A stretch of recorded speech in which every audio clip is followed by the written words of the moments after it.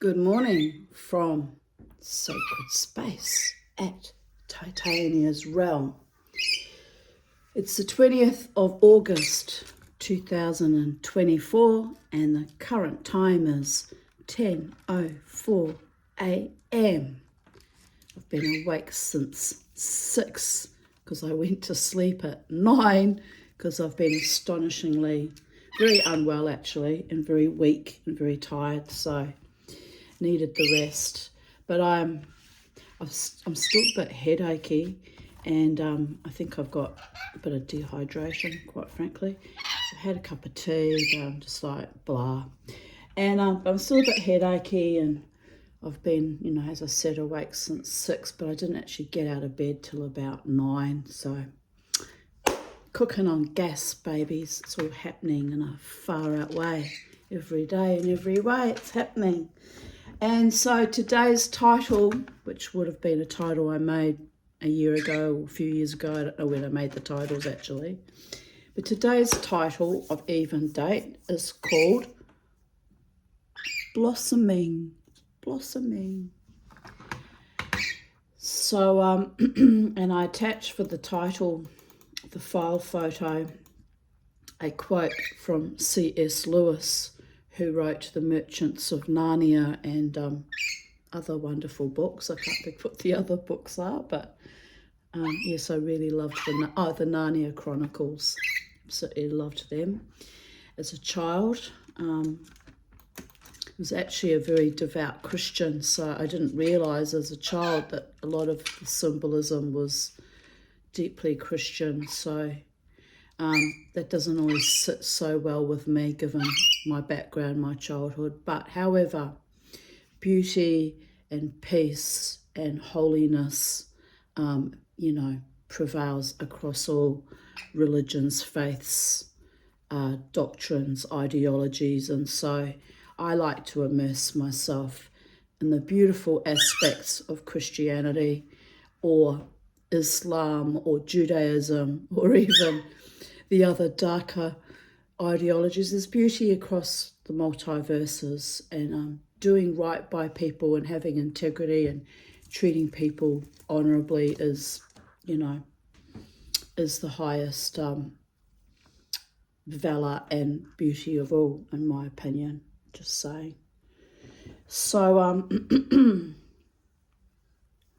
just wiping a bit of poopy kins off. So much poopy kins already. We've only been here 5 minutes. Dear goddess. Anyway, a quote from C.S. Lewis. Someday you will be old enough to start reading fairy tales again. Or better yet, in the life of the Tanya, to start living fairy tales again. Am I right? Oh well. One day, I create my own magic and my own fairy tales, because I do, after all, live under the auspices of Queen Tatiana or Queen Titania, so who was originally a Titan goddess, not actually Fae, believe it or not. Isn't that weird? Too much knowledge can really bamboozle one's brain sometimes. But anyway, it's all good. We're not dishonouring her. We live at the foot of a forest, so she is the queen of the forest, Fae. Very, very, very important, holy aspect of that, by the way. If you've ever read Midsummer Night's Dream, she's discussed in that play, along with her King Oberon. Oh, sweet, innit? Anyway, you're never too old to read fairy tales. Sometimes I delight, when my kids were still little, I used to delight in reading them fairy tales, and I didn't always like the Disney sanitized ones either. I liked them when they were a bit more gritty and real and kept to the real parables of what they were actually trying to teach people about real life. It's not always glittery and pretty fairy tales, just saying. I had a beautiful antique fairy tale book from my neighbour, but my beautiful friend Lynn, who never asks for anything and is so generous to me and just gives and gives and gives and gives like a constant fountain of gifting, because that's her spirit and her heart and her life force and who she is. She said, I would like very much to have that book, Tanya. It's over 100 years old. I said, of course, Lynn, you may have this book. It's a very tiny little thing for me to give back to you in the spectrum of the immense gifts you've given me all my life that I've known her, 36 years. So she has it now in her possession, which I'm very happy about, because it's the one thing she wanted, and it's ancient. And the fairy tales were really unusual, like things that we'd never read before, heard of before, very unusual. And the book belonged to my Scottish elder, very ancient. When I was a child, she was already in her 80s. Scottish neighbour called Euphemia,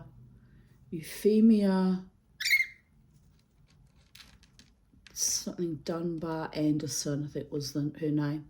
And Anderson was her maiden name. I knew her as Mrs. Walker. But unbeknownst to me, I was living right next door to one of my Scottish ancestors of that family name, because that's the family name that's in my paternal bloodlines too, my Scottish ancestor, great-great-grandfather. And so I was living next door to an Anderson, and then I befriended my friends down the road who are also Andersons. And it's a bit astonishing when you think about it, how my Scottish ancestors, the spirits, seem to always find me and bring me my Scottish Anderson bloodlines. So it's kind of delightful. But anyway, that little old lady hated my guts, actually, even though she was an Anderson. She didn't know that I was of her stock. Since my surname was Phillips, she wouldn't have known that. But anyway, it's kind of comical. She hated me with a passion. She hated little children.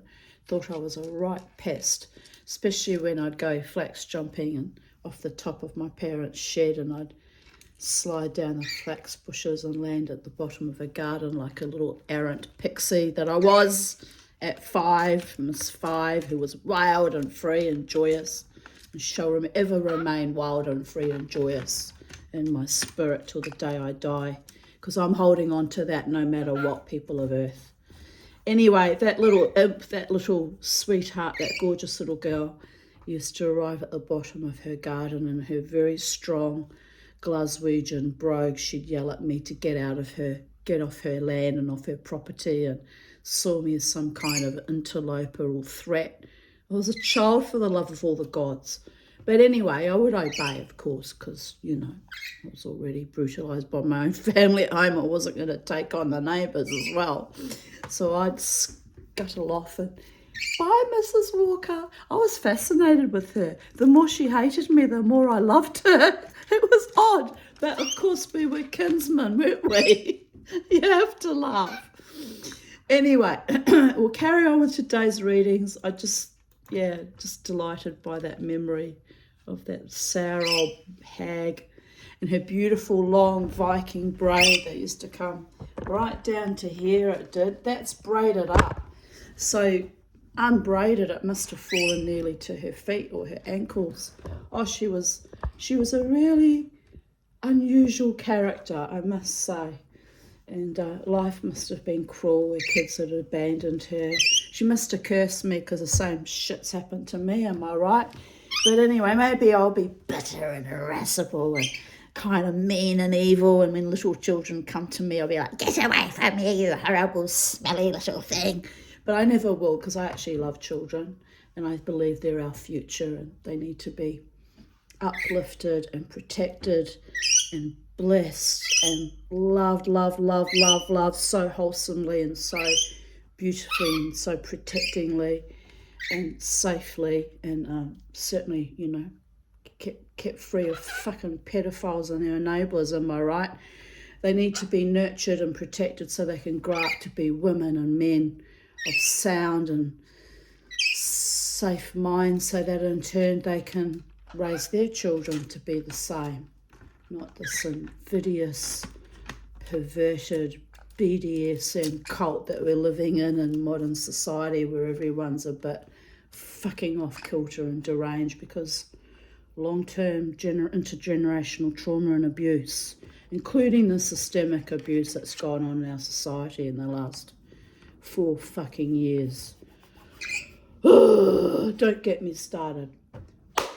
Spread joy, not oi, am I right? I was reviewing my videos this morning. That's what I've been doing. So I must remember to follow my own advice that I give out to others, not to be a hypocrite and spread joy, but not oi. But unfortunately, in my writings, a lot of the oi, the misery and the trauma processing does come up. And it's just, that's just what happens. But I'm looking forward to writing a new story. It's coming. I don't know what the story is going to be. Will it be a fairy story? Will it be a love story? Will it be a loving fairy story or fairy and love? Who knows? But if the gods decree, they will send me the muse. I just hope the muse doesn't try to kill me like the last time she got me on the jewellery making bent and worked me almost to death. She worked me almost to death recently. It was like making the corazon, the sacred heart charm. I nearly fucking died. Not literally, but close, very close, by the gods. I'm still in recovery from it. What's today? Today is Tuesday. So yeah, Friday, Saturday, Sunday, Monday. It's only 4 days. I've got to be gentle. I'm going to go and put it on because it's going to be a talisman now. I've put so much bloody energy into it. I'll be back.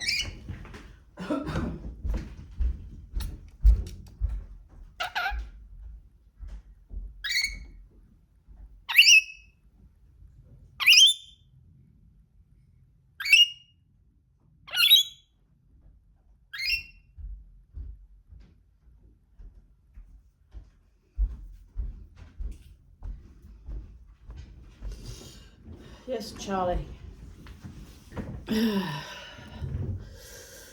El Corazon Sagrado, am I right? Oh, look, honestly, I actually just made it. I made it months ago because it was off a charm off the bottom of my Kalaka earrings and I lost one. And I hadn't even really thought too much about the symbolism of it, but perfect reminder, universal love, big agape love, to not give up on love no matter how weird and ugly things might get, or, are starting to slide away out from under me. I've had a lot of evil in the last month. I was trying to tell you yesterday, I couldn't wide it out in my brain. Had two big parking fines, one of which they realised was ridiculous and they waived. And but they still left me with one large parking fine. I'm now having to pay off $322. So I'm seething with rage still about that. But it's better than $644 they tried to slug me with. And then I'm having difficulties with Optus, and then other things just started to invidiously slide. So I'm holding on by a thread, people. I've got to walk that evil right out of my house, mind, body, soul complex, and wear my little my little corazon, my little heart, literally the sacred heart, and and just trust that the evil will slough itself off, and we will all carry on vaingloriously, loving each other and holding each other precious and cherishing each other, and so on and so forth until the day I die. Amen. Visala. Because I'm stubborn like that. Ooh, when I love people, I'm very fucking stubborn.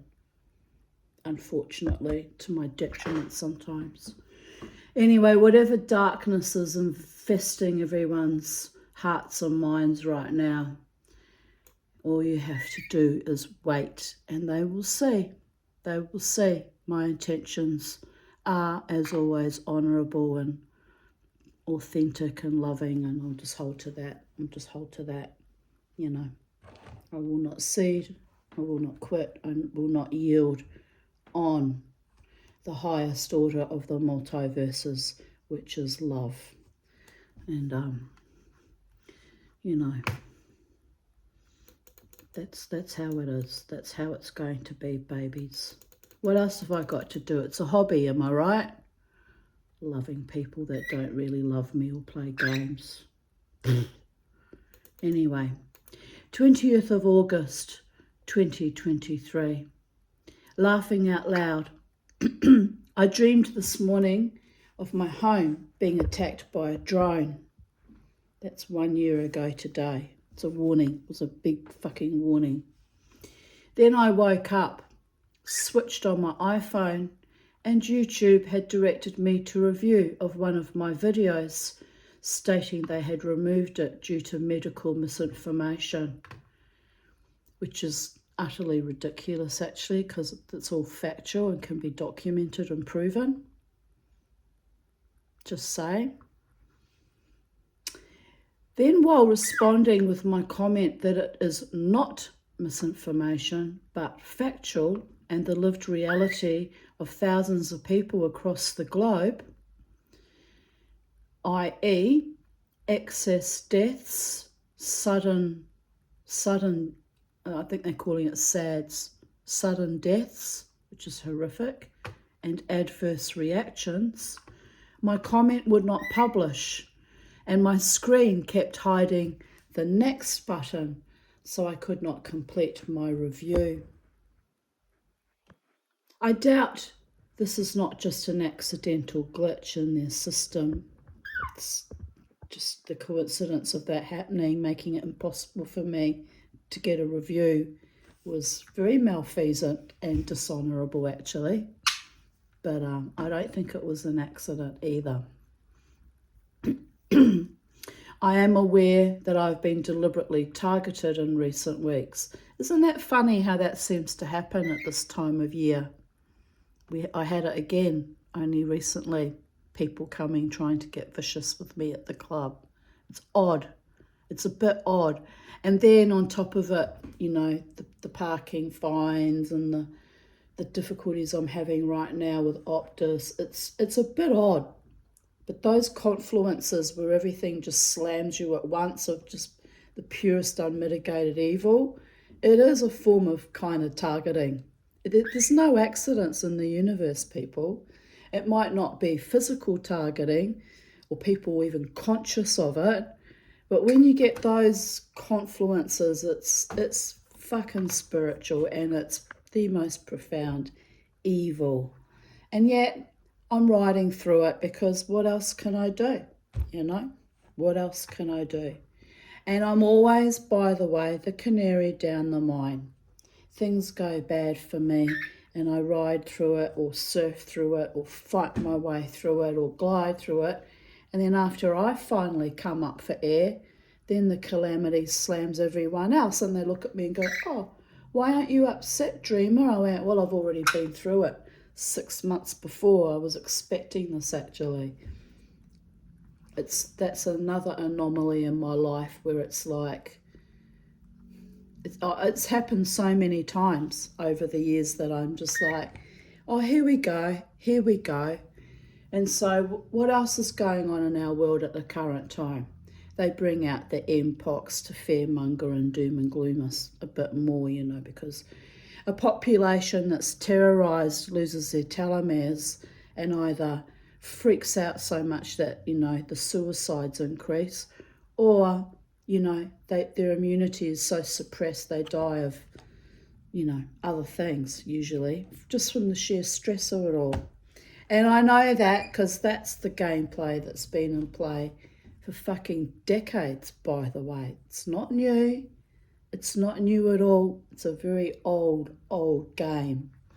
Keep people in a state of fear and weakness and docility and submission, so they're unable to fight back for their very existence. It's been done before, people. It's been done before. Anyway, carry on writing. Why, as to why have I been targeted? My addiction to truth-telling and speaking out on the various life-threatening malfeasances of our time. I am one person in a vast ocean of 8 billion people in now ever diminishing numbers, and I am hated for my truth, or really not just my truth, but my courage to consistently adhere to the truth. Well hated. That's not new either. I'm used to that. Guess what? 'Twill stand beside me all the days of my life. I have survived against all the odds a multitude of times, and I will not be silenced. They can take down my videos with a subscription of 27 souls. Isn't that astonishing? 1 year ago, excuse me, 1 year ago, on this even date, I only had 27 souls subscribed to my channel. And this year, today, as of today, 95 souls. So I don't know where you've all come from or why you're even supporting my channel, because a lot of my writing are depressing and dealing with our current paradigm and also my former paradigms when life was, believe it or not, even fucking more dangerous for me and my children. And then right back to early childhood when life was so dangerous, I was not safe in my own family of origin. Yet I have so many people subscribing to my channel. So I'm grateful and humbled, but also a bit astonished.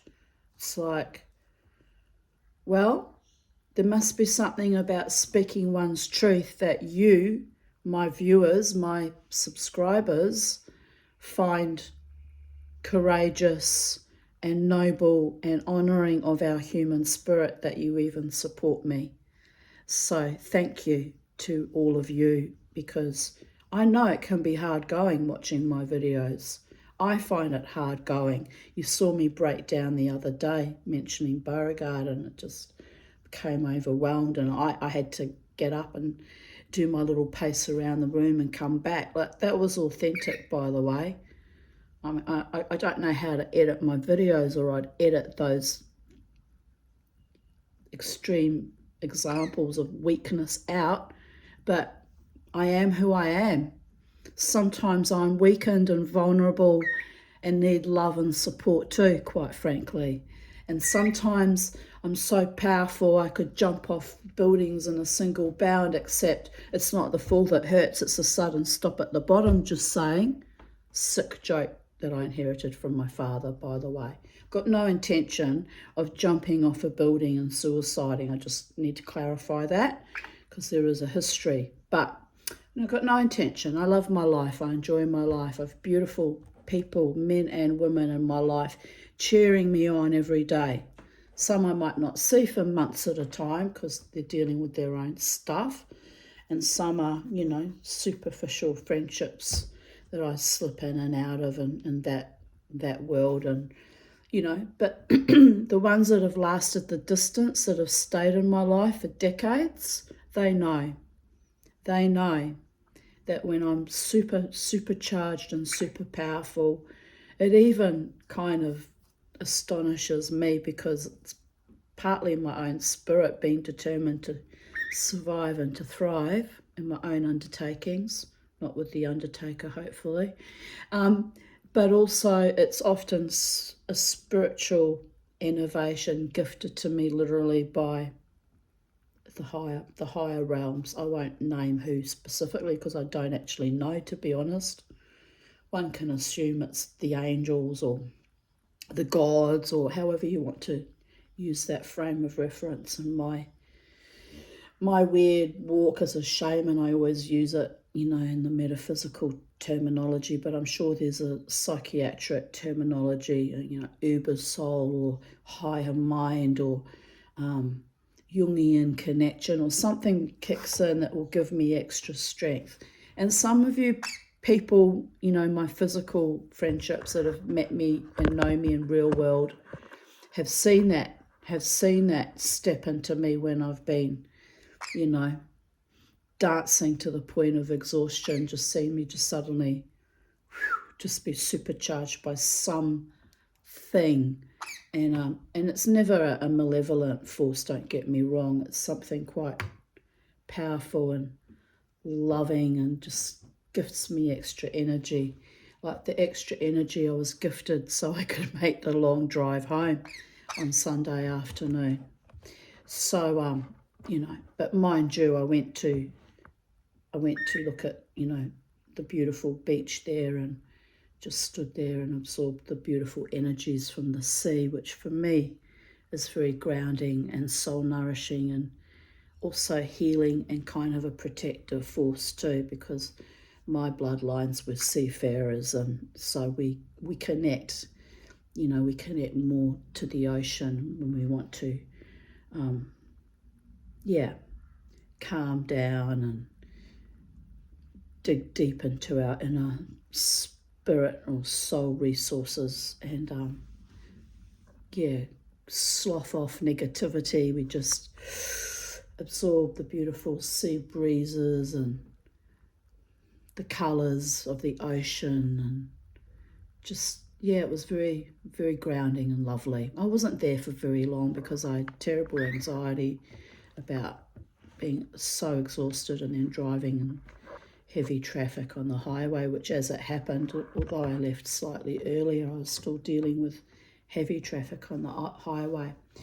But be that as it may, it was a journey I went on, and it was necessary to show me true hearts and minds, and I'm grateful, you know, I'm very grateful. And my spirit people were adamant, and they're also adamant that I be grateful. Oh, you have to laugh. But I am grateful. I went out, I danced, and I even mentioned that I would be coming to dance. So, you know, there is that. It's not like I was just turning up by surprise.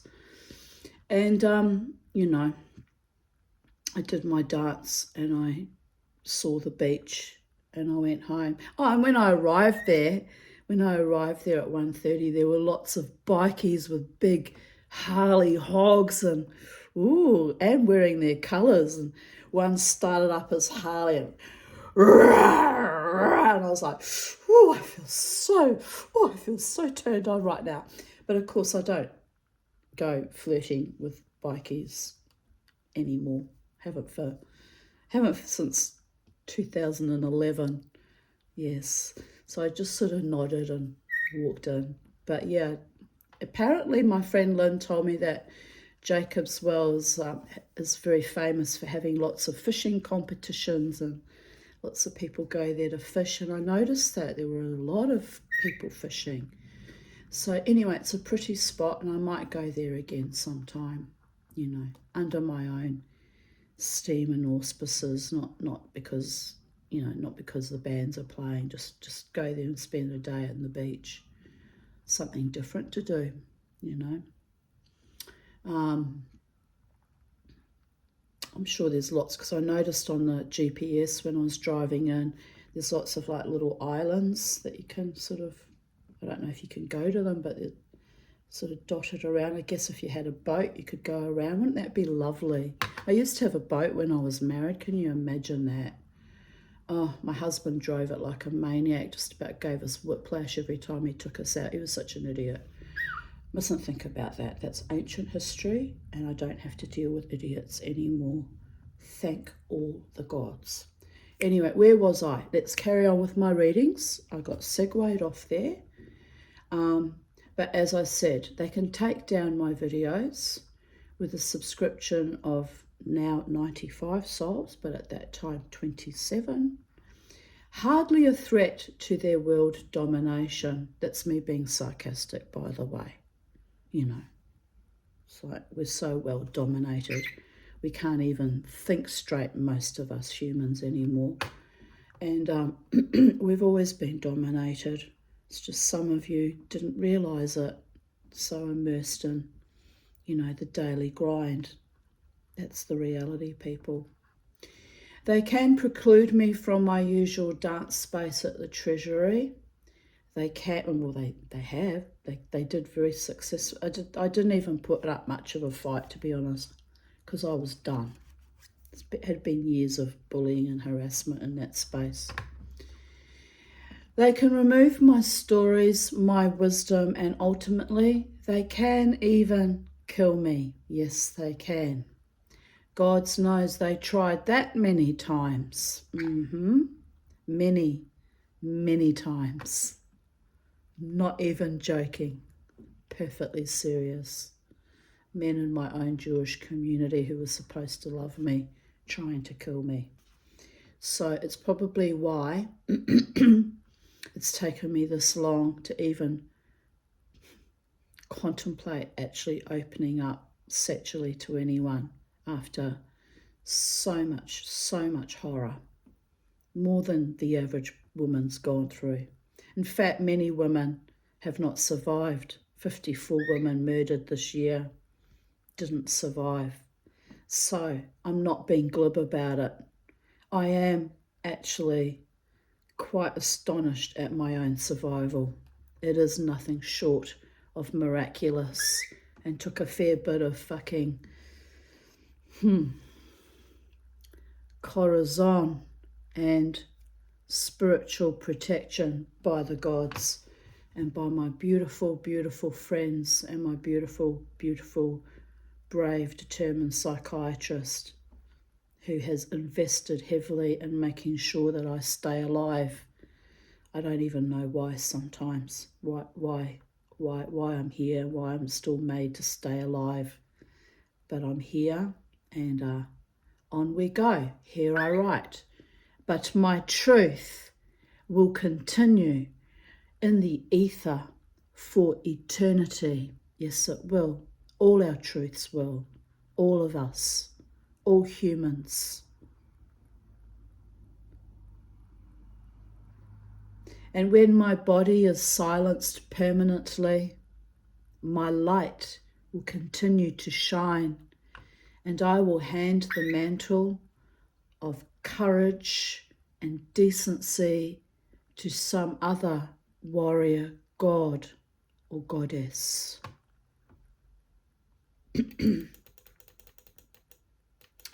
My new Facebook bio.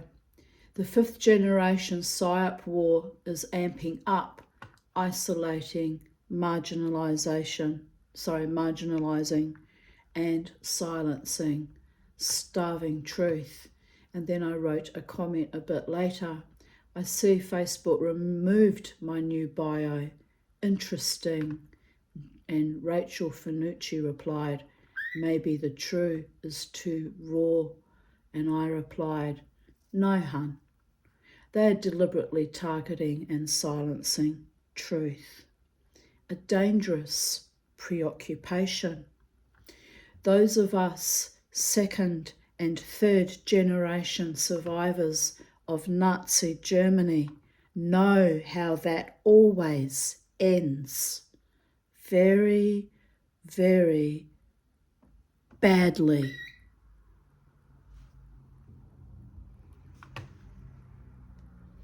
After recent events, I know I'm not paranoid and I am under serious multi-pronged attack. So if I disappear off this platform, that includes YouTube, Instagram, Facebook, all three which I'm very, very active on. I also do have a Twitter account which I've got some writings on there but I very rarely use. And I have, of course, my Vocal Media account that I actually pay for to preserve my writings. And I'm but I'm mainly active on Facebook and YouTube, as you can see. And Instagram, I have 2 accounts, my own personal one and my jewellery one, where I show my latest attempts at making things and sometimes the struggle I've gone through making them. This one was very fraught because my first attempt at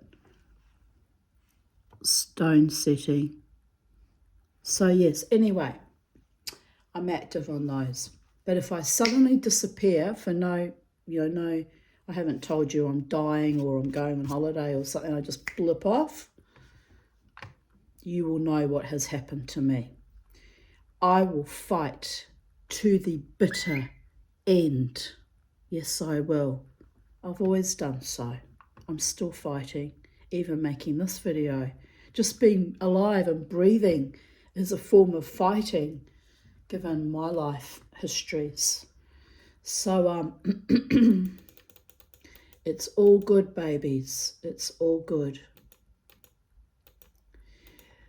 Jared and I are visiting Myala at Mount Glorious, and I look extremely happy there, wearing my pink cardigan, my mother's pink cardigan actually, that I revamped and dyed fuchsia, put the blue butterflies, the little butterflies on.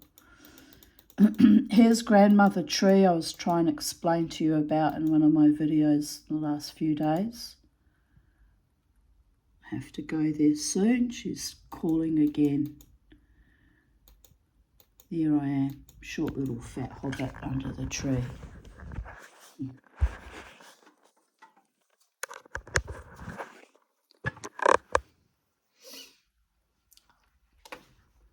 Grandmother tree has been calling me for days. I finally made the trip here. She is beautiful, ancient, and soul nurturing. Yes, she is. 20th of August 2022. I have been down to Supercheap to buy new wiper blades. The lovely young man installed them for me. I have been agonising over it for a week, but the left-hand side one was shredded, so it had to be done. Phew, such a relief. I just had to replace the one on the back window of my car recently too. But anyway, things wear out, it's normal. I wrote here, it's raining spelt R-E-I-G-N-I-N-G, meaning the reign of a king or queen. It's raining cats and dogs at Titania's realm today. Smiley face. And I'd made, and probably saw me wearing them the other day. I made these little doggy porcelain earrings, little porcelain dog earrings. Very sweet. And I've got pussycat ones as well.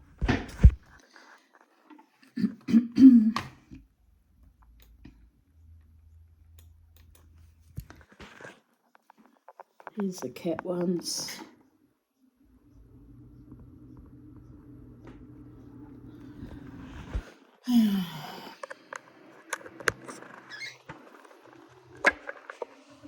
I'm still astonishingly tired today. I don't know what's wrong with me. I mean, apart from adjusting to CPAP, I don't know what's wrong with me. I guess this too shall pass, and it's all good. It's all very good. I just need to rest more. 9:09 a.m. I just woke up after a bad night of trauma dreams. So that was 2 years ago. Didn't have any trauma dreams this morning, thankfully. I can't remember my dreams this morning. I don't think I had. Well, I must have dreamt because I always dream, but I don't have any memory of them. It's been 4 nights of this, although my sleep was only broken once the previous night.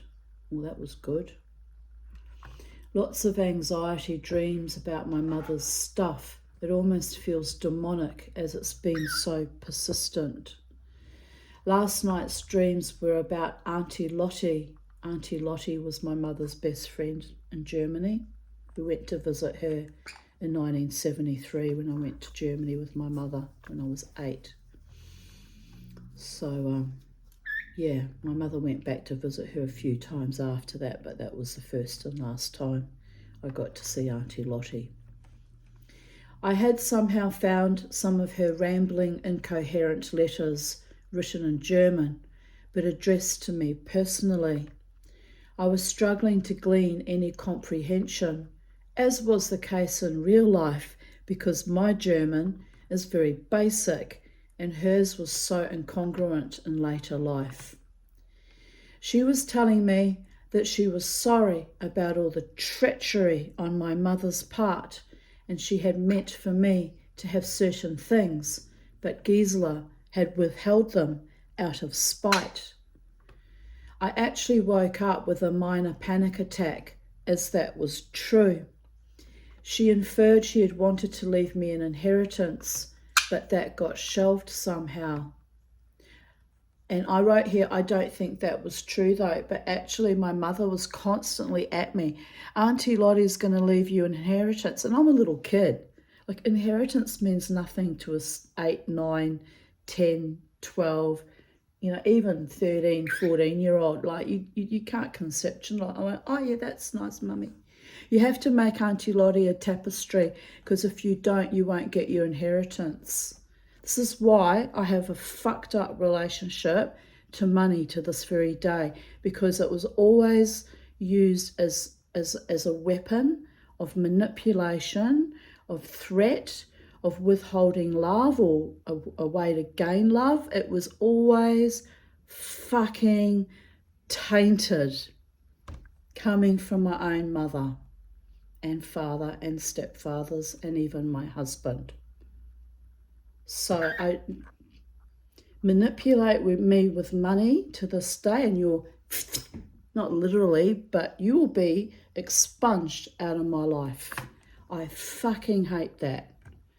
Give me a gift that's got strings attached to it, or you're not heartfelt, you're not genuine, like I was talking about in a video on the 6th of July, how my husband used to give me the most exquisite flowers, but then would tell me how he got them cheap, or just be so emotionally abusive that the flowers would literally vaporize in my mind's eye as meaningless, as just shit, And I still have the same kind of problem when I give gifts to people from my own heart and soul, and they turn around and go, oh yeah, like dishonouring, disrespecting my gifts too.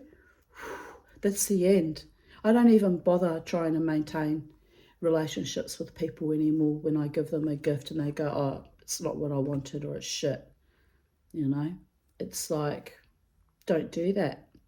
You don't like something I give you, give it to charity, or give it to someone else. You don't have to tell me, I'll be happily thinking I gave you a lovely gift and that you might actually cherish it.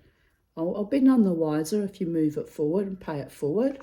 I'd rather you pay it forward than just completely shit on whatever I've given you. That includes my emotional gifts as well, by the way, people.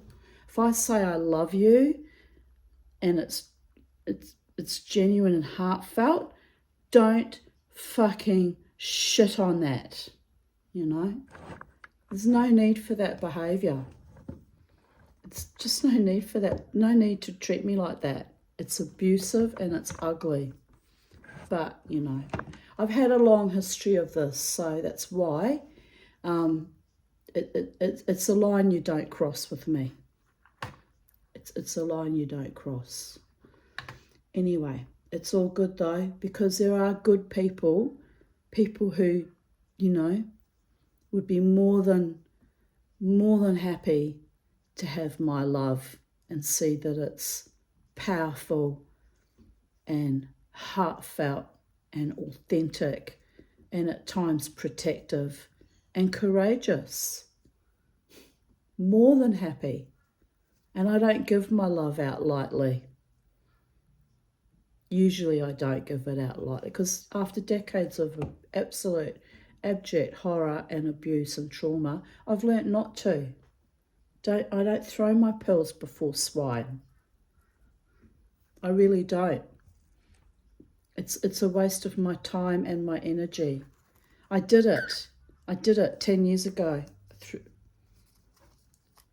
10, 25, and going back through history, 14 years ago. I can name the men I threw my love to as an immense gift, like pearls, literally before swine. But I'm not responsible for their demonic proclivities and their viciousness and their callow, shallow attitudes to women and their cruelties and their sadism and their sickness. I'm not responsible for that. I'm only responsible for, continuously bumbling my way through life, falling in love with people, good, bad, or indifferent. Sometimes there were people I met, like I talked about some young lady coming to the club recently telling me she was drawn to me. She had an urge to tell me I was beautiful. Ships that pass the night, just a moment of just my sheer beautiful agape love that will nourish her and me for eternity, because I will remember her. Might never see her again, but that sweetness and that kindness remains. Don't taint that. Don't shit it up. Don't ruin something beautiful is what I'm saying. There's no need for it. Haven't done anything to deserve that anyway. Just get a bit ridiculous at times and hopeful and living my fairy story. Well, give me at least that much for the love of all the gods. Let me at least, if nothing else, have the delight and the joy of love in my life, however it manifests, with harm to none and competition with none. So it is done, by the grace of all the gods. Amen. V'salah. Anyway, my Auntie Lottie that I was dreaming of.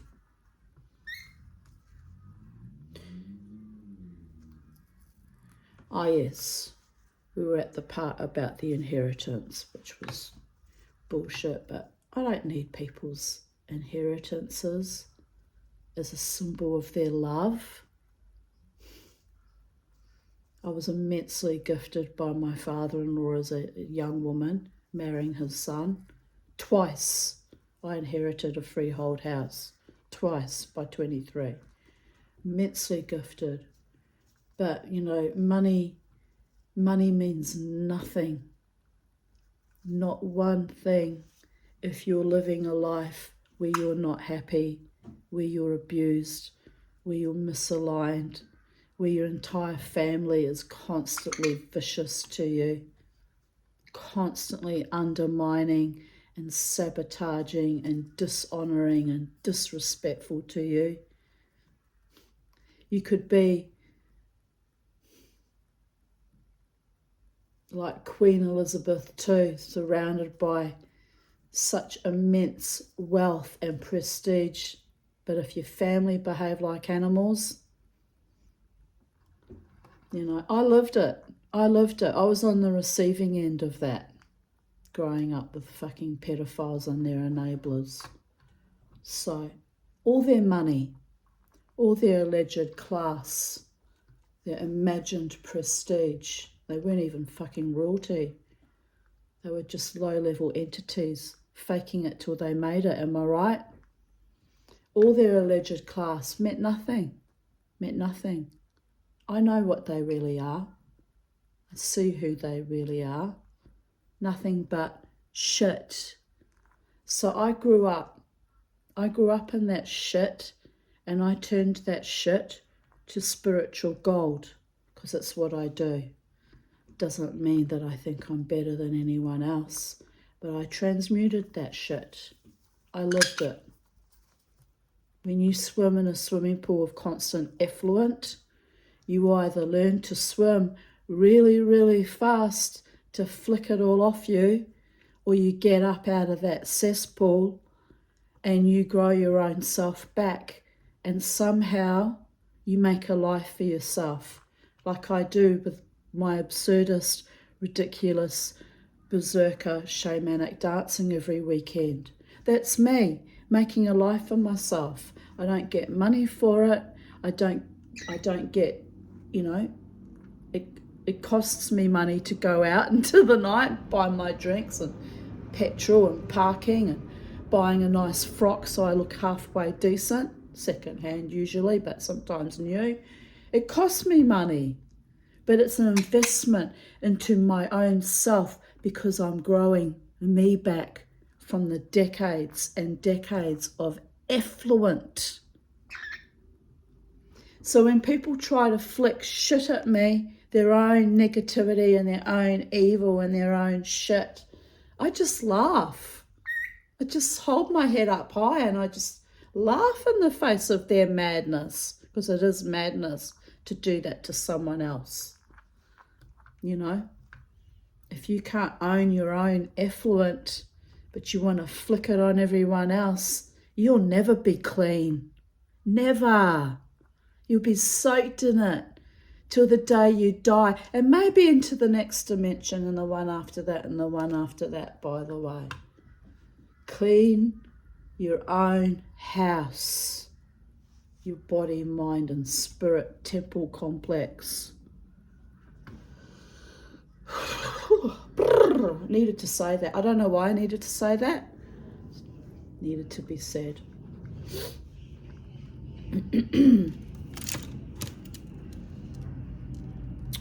Anyway, I continue writing.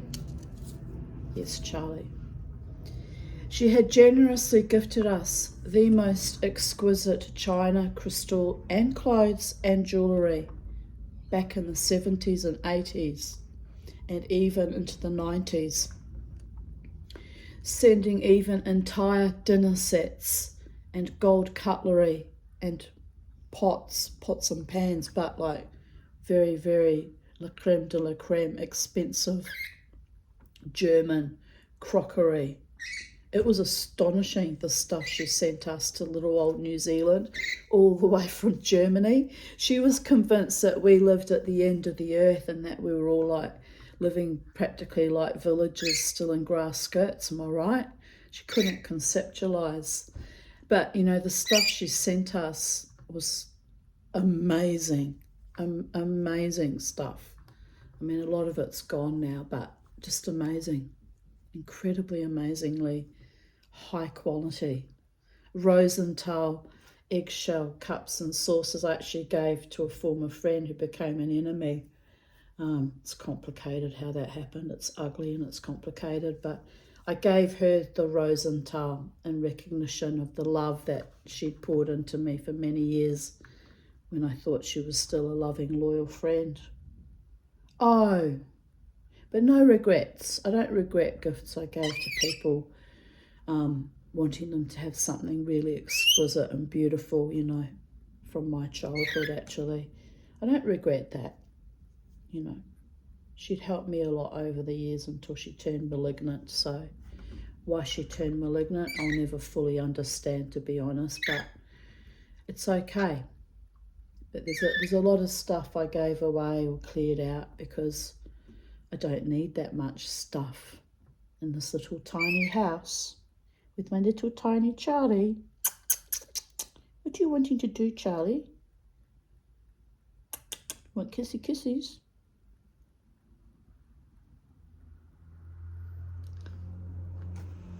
It's all good, Charlie. Mummy's reading to the people of Earth, telling them how we were spoilt when we were young. Very, very spoilt by our Auntie Lottie. Auntie Lottie had been a school teacher, and in Germany you get paid very high wages when you're a school teacher, or you used to be. I don't know if it's still the case now. That's why she was wealthy. And she'd never had children because her fiance, she was pregnant to her fiance during World War II, but he got sent off to the Russian front, and like most German soldiers, he didn't come back from that war, from that front. And the grief was so intense, she lost the baby. And then, there were hardly any men to choose from after that war ended, and one thing and another, she never got to have a child.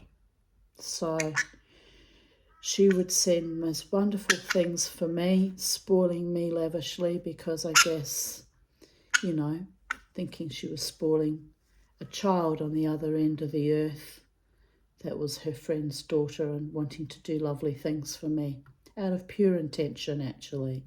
There was no manipulation with Auntie Lottie. It was my mother that withheld gifts sometimes and was nasty like that. Auntie Lottie wasn't like that at all. She was a wonderful woman. So I wrote, so I don't think she would have felt obliged to leave me any sort of inheritance on top of that. And in fact, if anything, it would have been my mother getting in her ear going, oh, leave something for Tara. She's not obliged to leave me anything. I'm not her relative. I'm not her child. Just a friend's daughter. I mean, when you think about it, the chutzpah of my mother. And I hate to think that Auntie Lottie might have thought that I was behind that, because I'm not like that. I hope she knows I was not behind any of that.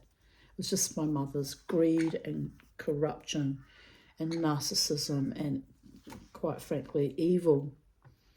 But however, continue writing. It bothered me so much that I was dreaming of her, stressing about imaginary inheritances, that I put myself back to sleep, telling myself it was old trauma dreams and to relax.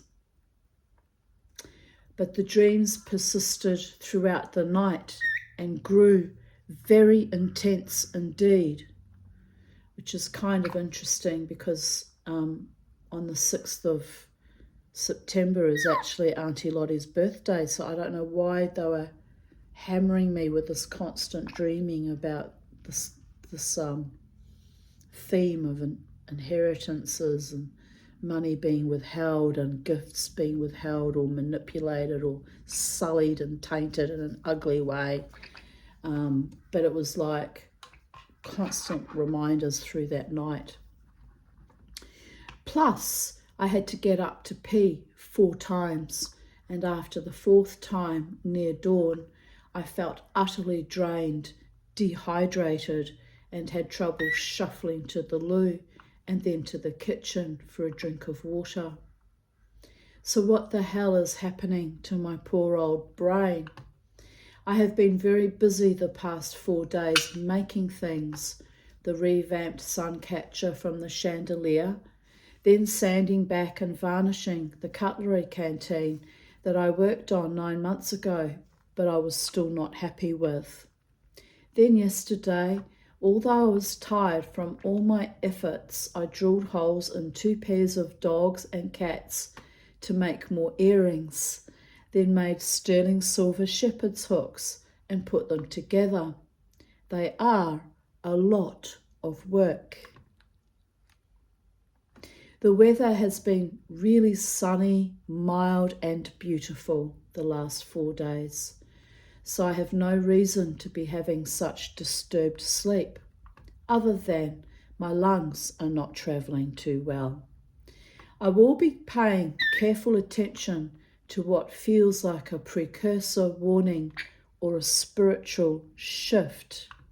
Interestingly, last night we had a blue moon. But this is these writings are from a year ago. Was it a year or 2 years ago? Forgotten already. 2 years ago. But it's kind of interesting that I feel like I've been slammed with evil again in recent weeks with the fines and the wranglings with Optus and shifts in relationships that I'm not happy to see, but it is what it is. Something doesn't smell right in the state of Denmark, or rather Queensland again. So evil is afoot. Hopefully it's just my lungs and bladder gifting me these old feelings of malaise and impending disaster. At any rate, I am moving through each day in a state of grace with a kind of anticipatory excitement as the weather is warming up and spring is nigh.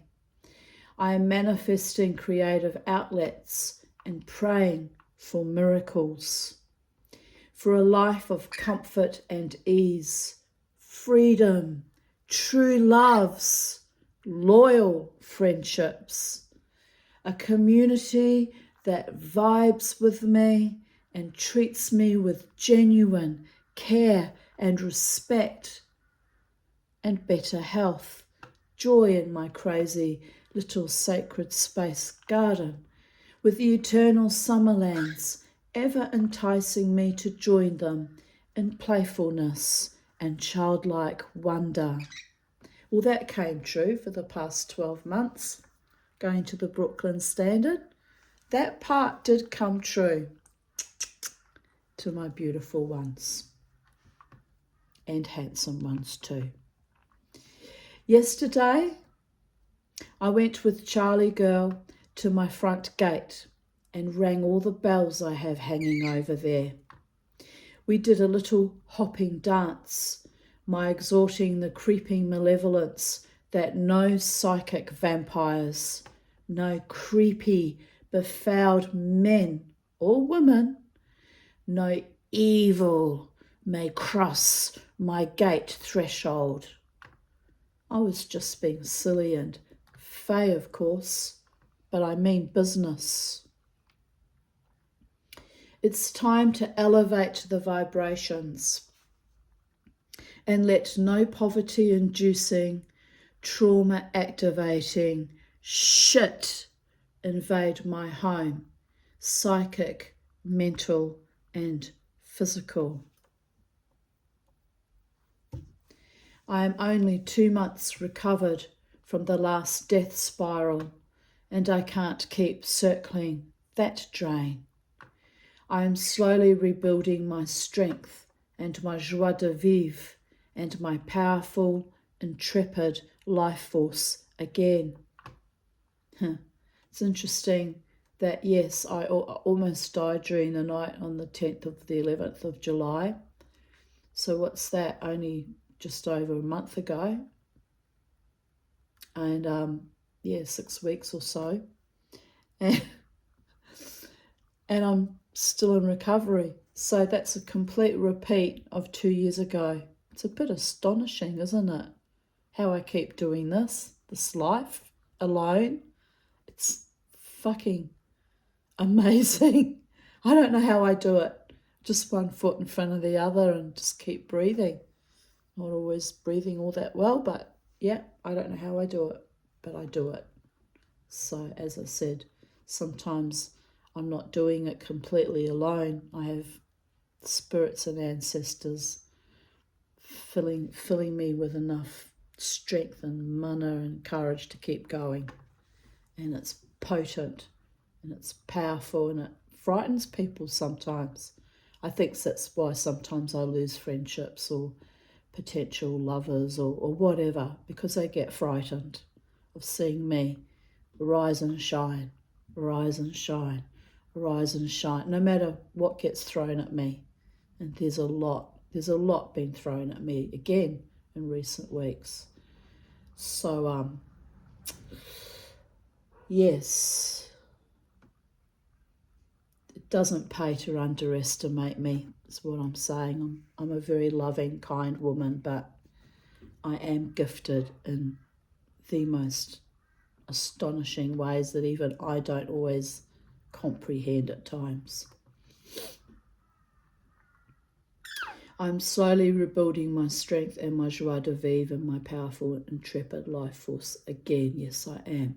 And time is ever more precious, as I know it is seeping out of me. 2 years ago I wrote that. Aging alone in an actual fucking apocalypse. Weird. But I have fought my way through worse paradigms with 2 young children and even less resources. So I can keep doing this, growing stronger and more gutsy each day. indeed. There will be joy, dancing, and love again. Yes, there will. The ghosts of Gisela and Lottie can just settle down. I don't belong to them. I don't belong to anyone but God and my own self. Life will be abundant and juicy and joyful. Even if it's only in the moment, make those miraculous, majestic, magical, marvelous moments count, people of earth, because you make enough beautiful moments with like-minded, heart-centered souls. Eventually you have yourself the beautiful life you were always worthy and deserving of having. I'm saying this to myself too, people of earth. You and me.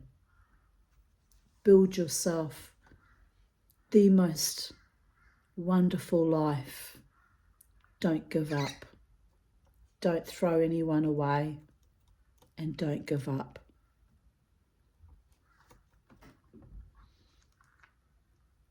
Illusory but triumphant when it visits, indeed.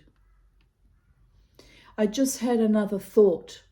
It's almost the 7th anniversary of my suicide attempt. Almost 9 years now, in 2 days' time. Well, 1 day's time. The evening of the 21st and the 22nd of August 2015. 9 years.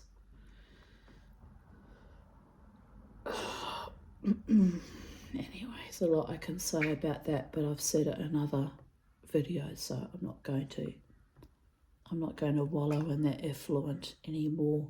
It's in the past.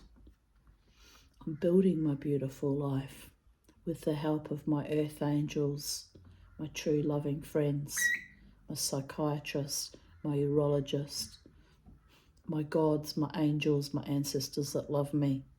I'm building it. It's coming. It's very, very, very close. Tomorrow. So it is tomorrow. Yes, it is indeed. Also, it's Auntie Lottie's birthday on the 6th of September, and that day is usually fortunate for me in some way. It's almost like she's my little, guardian angel, gifting me, still wanting to gift me even from the spirit world. So it's no accident that I am dreaming of her, trying to communicate with me, laughing out loud. Maybe she is watching over me, wishing me only the best, as she used to do before my mother poisoned the chalice. C'est la vie. The Tanya Kind, she used to, in all her birthday and Christmas cards she used to send me, would always call me the Tanya Kind, which means Tanya child. Must be a form of deep affection in German. I don't understand it because I was a child at the time. But she still continued to call me Tanya Kind even when I was an adult woman with babies of my own. It's sweet. It's a sweetness. The Tanya Kind, Tanya child, lives on and will regain her equilibrium. I am loved and cherished, if only by the spirits indeed. So there is that. So there's a certain song that gets played to me with great passion and intent and almost a form of mockery in a way, kind of stirring me up, teasing, And I don't take offence at it because I do walk alone. That is emblematic of my spirit, that song, But it's I walk alone down the streets, blah, blah, blah, boulevard of broken dreams. I walk alone, words to that effect. And it's always kind of almost sung to me, and and it's almost like, haha, you're on your own. But here's the thing, I don't get upset or take offense because I arrive at the club alone. I leave alone. During the week, I'm alone most of the time. I don't have a problem with that.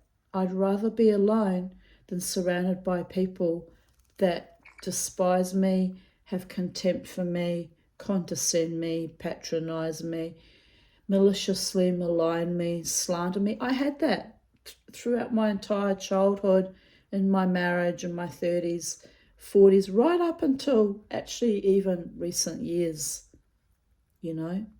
I, I lived that dream, that nightmare. I choose not to. I choose to be alone. It keeps me safe. It keeps me saner too.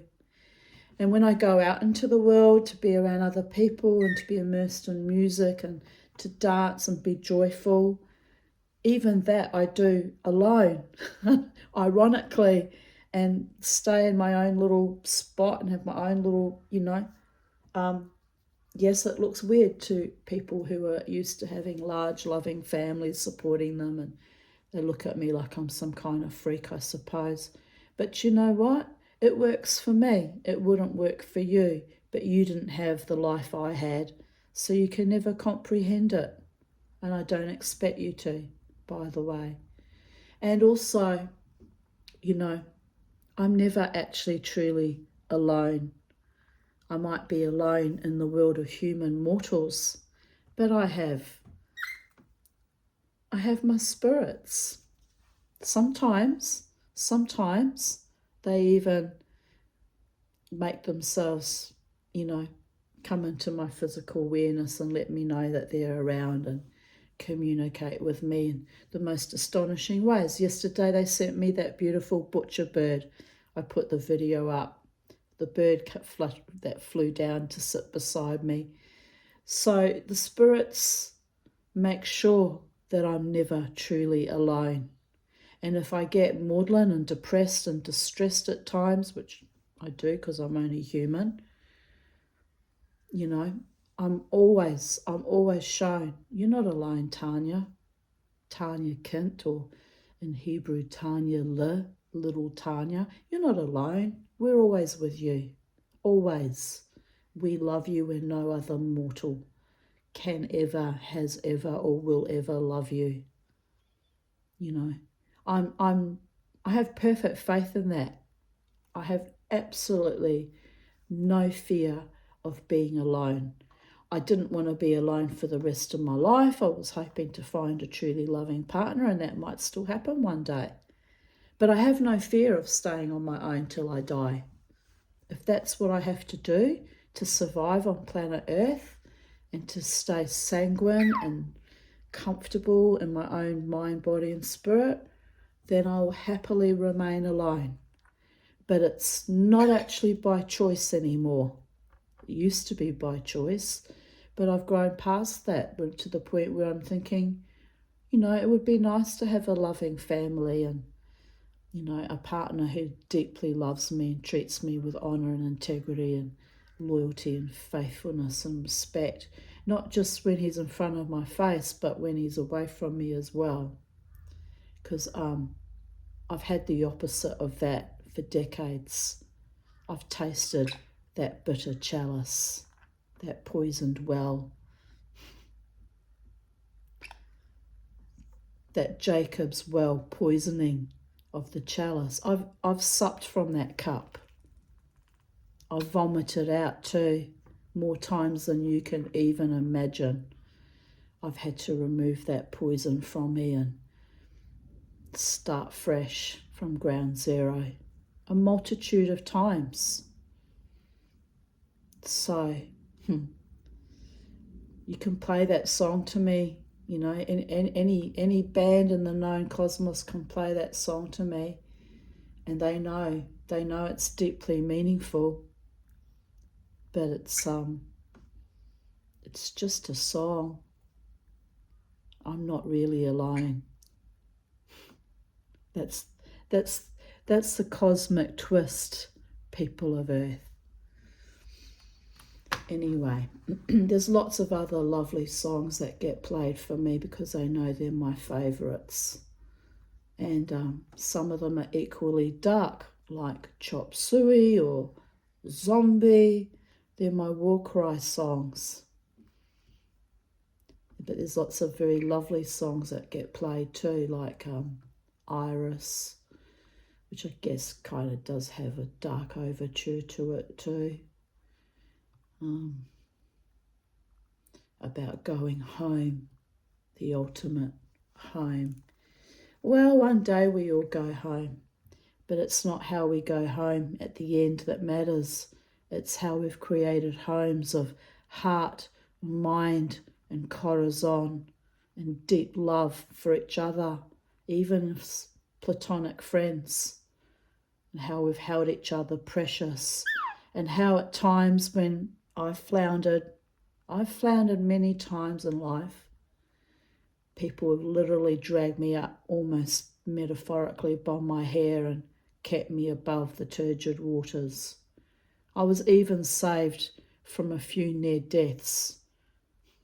One time I was saved in the most supernatural way. There were witnesses and it was fucking embarrassing when I fell out of the police academy bus, forwards facing. I should have cracked my head on the curb and died in that moment.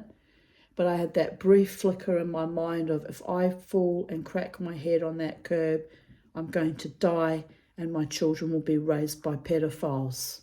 So I lifted myself up mid-air and turned myself around and landed on my very expensive, exquisite Spanish high-heeled shoes, Spanish leather high-heeled shoes, without even breaking my ankle.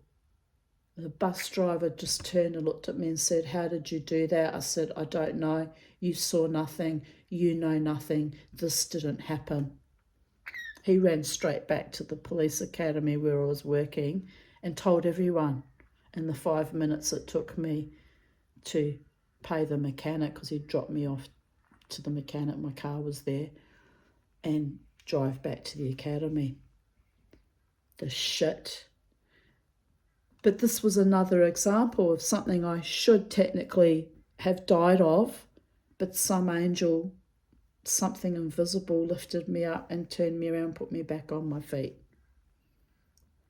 I don't do sports. I'm a short, fat hobbit woman, although in those days I was a bit slimmer. But still wasn't slim, I was still a bit chubbyish. Short, fat hobby woman who's never done gymnastics, pirouetted mid-air and turned herself around so she didn't crack her own skull open. So I wasn't alone that day either. And interestingly enough, I knew something really awful was about to happen that day. The driver was bringing me back from headquarters because I'd had to go and do some course on Excel, which I was that mentally unwell that day and that exhausted. It just went over my head anyway. And out of the whole class that was brought there in the morning of about 20 people, most of them were young people, they all skived off at lunchtime, didn't come back. I was the only stupid one that stayed till the end of the day to get driven back and dropped off at the mechanic, which was at Chelmer, to then fall out of the fucking bus. Oh, the irony. So, Mama T, even back then, that age I was 35, was not alone. Really not alone. Something saved me that afternoon. So we continue writing.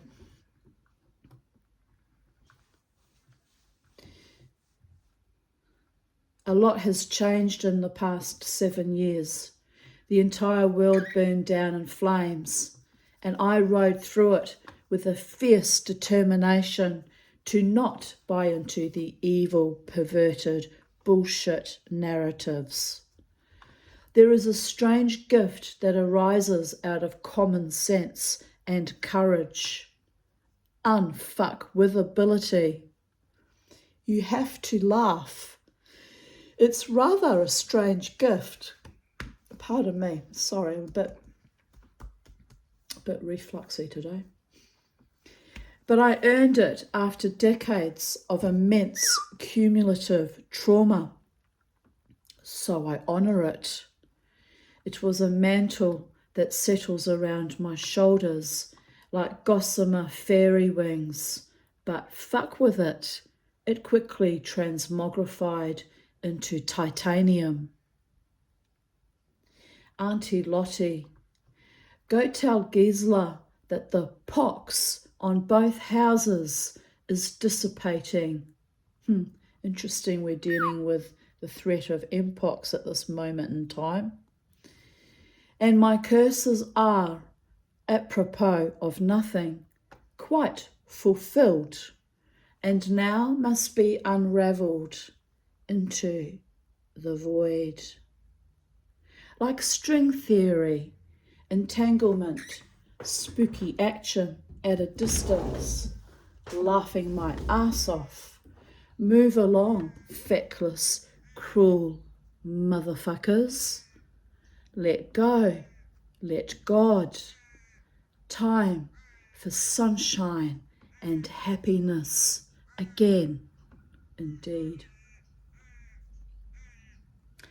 Yesterday's song that was stuck in my head, I got nothing left to lose or use, laughing my ass off. That was the lyric that the Spirit sent me the message. It was going over and over in my head. I had to Google it.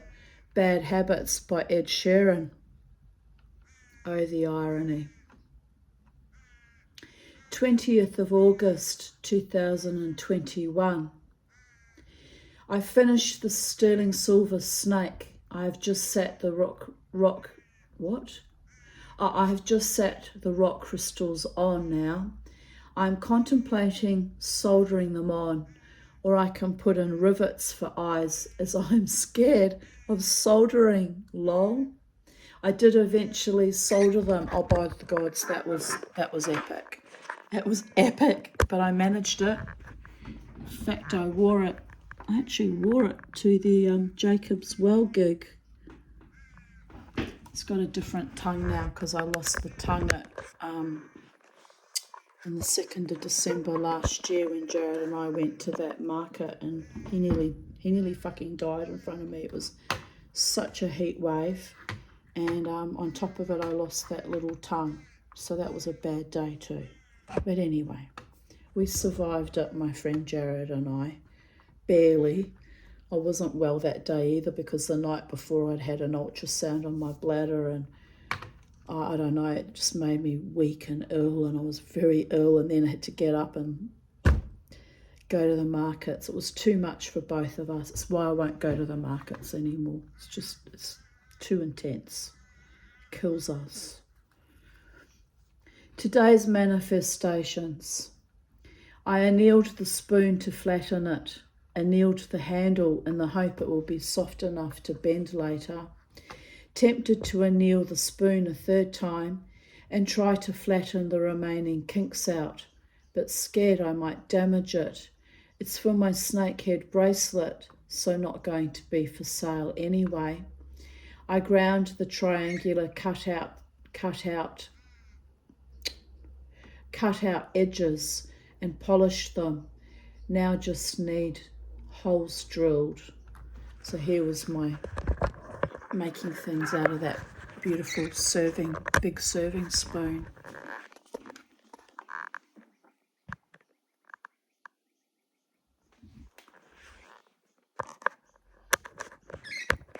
I've still got my jewellery on display at Spellbound, the Spellbound Mana shop in Capalaba Central. Nothing's sold. It's kind of tragic. But anyway, we're living in very difficult economic times, so, and at least my stuff's, instead of just sitting here doing nothing, at least it's on display and people are actually getting to see what I make, and you never know, somebody might buy, in the next few weeks. I think I rented for about a month's worth of space there, so we'll see. I'll just keep positive. If it starts selling, it'll be great because it'll inspire me to make more things, and yeah, it's a bit of fun for me and might bring an extra bit of pocket money, you know. That's what I'm down to, dreaming about even pocket money, like a child. Oh, anyway, in the meantime, I enjoy making things for myself too, so it's a worthwhile skill to have, and I'm happy about it actually. Money or no money, what is money? As long as I have enough to feed myself and keep a roof over my head, I don't need more than that really. Be nice to have enough money to go travel around the world and see all the sacred spaces and buy myself a beautiful house, but I would need to win a really large lottery to do that. So you know what, let's not live in fairyland and just deal with what is and be grateful for all the blessings and benevolence that have already been bestowed upon me in my lifetime. The Lord gives and the Lord takes away. So a lot got taken away and left me broken and broke. But, you know, I'm old now. I didn't expect to ever get to this age, 59. Didn't expect to ever live this long. And I've seen the most wonderful things. And I've laughed even if my love wasn't returned. And I'm staring at a big, fat, juicy kookaburra up on the line. And there's a patch of blue sky in amongst all the clouds. And, you know, life is beautiful regardless of money, no money, power, prestige, no power or prestige, family, no family. You know, it's all irrelevant in the broad scheme of things. Being surrounded by people who actually love and care for me and treat me with kindness and honour and integrity, though, that's a bonus, and that's wonderful and has really sparked a lot of joy in my heart and soul.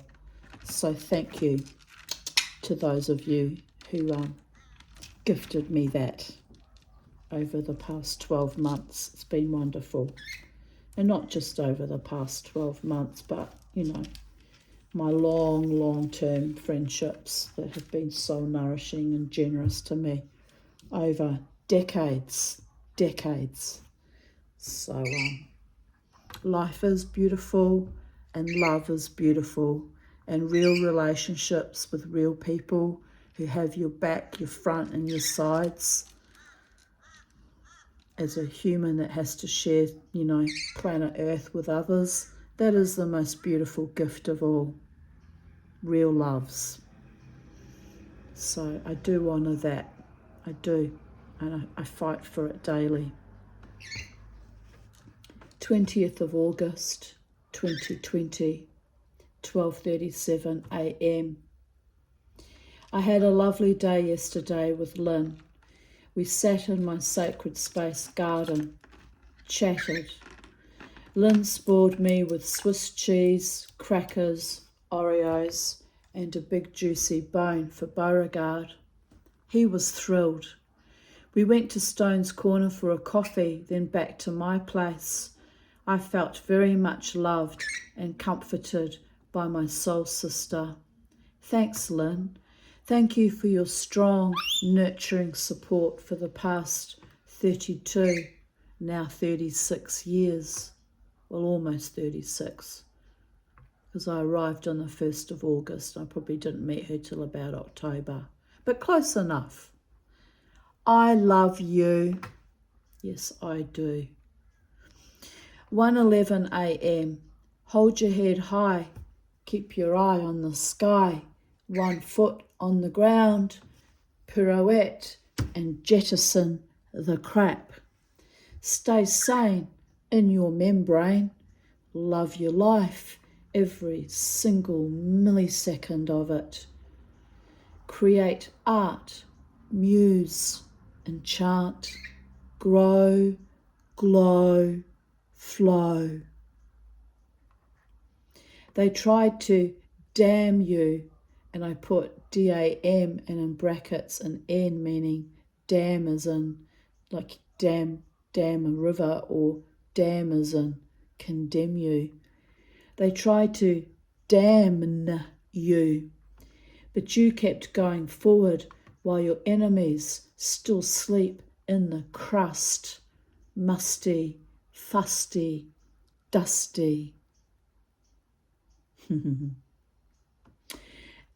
Laughing out loud, joie de vivre, is a state of mind and a distant prize for those left behind.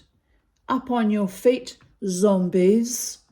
The Tanya has spoken, says she who was once a zombie herself. Well, once a zombie, always a zombie, darlings. But I'm a former zombie. I'm a revivified zombie. I'm alive in this body, mind and spirit. And sometimes I get cast back down to zombieism when I'm really, really unwell or life's been cruel, but I just keep walking and dancing and speaking my truth. And even with missing fucking organs, I keep going. As long as my head stays attached to my neck and my neck stays attached to my shoulders and Ezekiel's dry bones, am I right? As long as we're connected, baby, I'll be dancing and perchancing my own unique brand of magic, my darling ones. I posted a photo and it's of Mount Maunganui, which is a beautiful place, northeast of New Zealand. I had to think for a moment, had to envisage it for a moment in my brain. Very pretty place.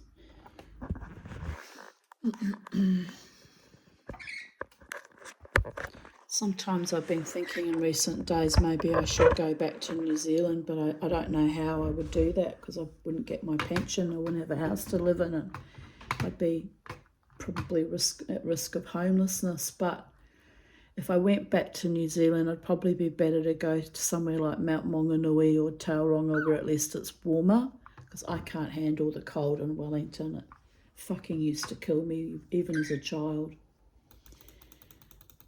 So here I wrote, I went there when Crystal was only 3 months old, and it is a beautiful place. It says here, did you know that Mount Maunganui's main beach has been crowned the best beach in New Zealand? It also ranked within the top 25 best beaches in the world, and it's in our backyard. We are so lucky. But yes, the other thing is food's very expensive in New Zealand. I don't know how I'd survive. I barely survive here as it is, let's face it. So I'm trying to think of places in the world where I could go to that are survivable. You know, maybe even where I might thrive and have a wonderful life of, you know, not constant struggle, and be surrounded by people who vibe with me and, you know, include me and adore me and treat me with respect. I wonder where that place on planet Earth might be. I'll have to create it in my own heart and mind, won't I? As above, so below. As within, so without. It will come. It will come. I'm determined. If I'm forced by the gods to live longer on this planet, then that's the life I want.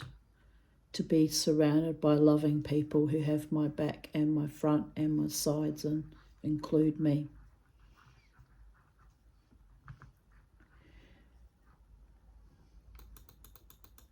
Still in 2020, dust storm over Holland Park, not good for my lungs. Took a photo of it, but it's not all that clear, so I won't worry about showing it to you. I had to go back inside the house and bring the dog and bird back in. Windy, weird weather.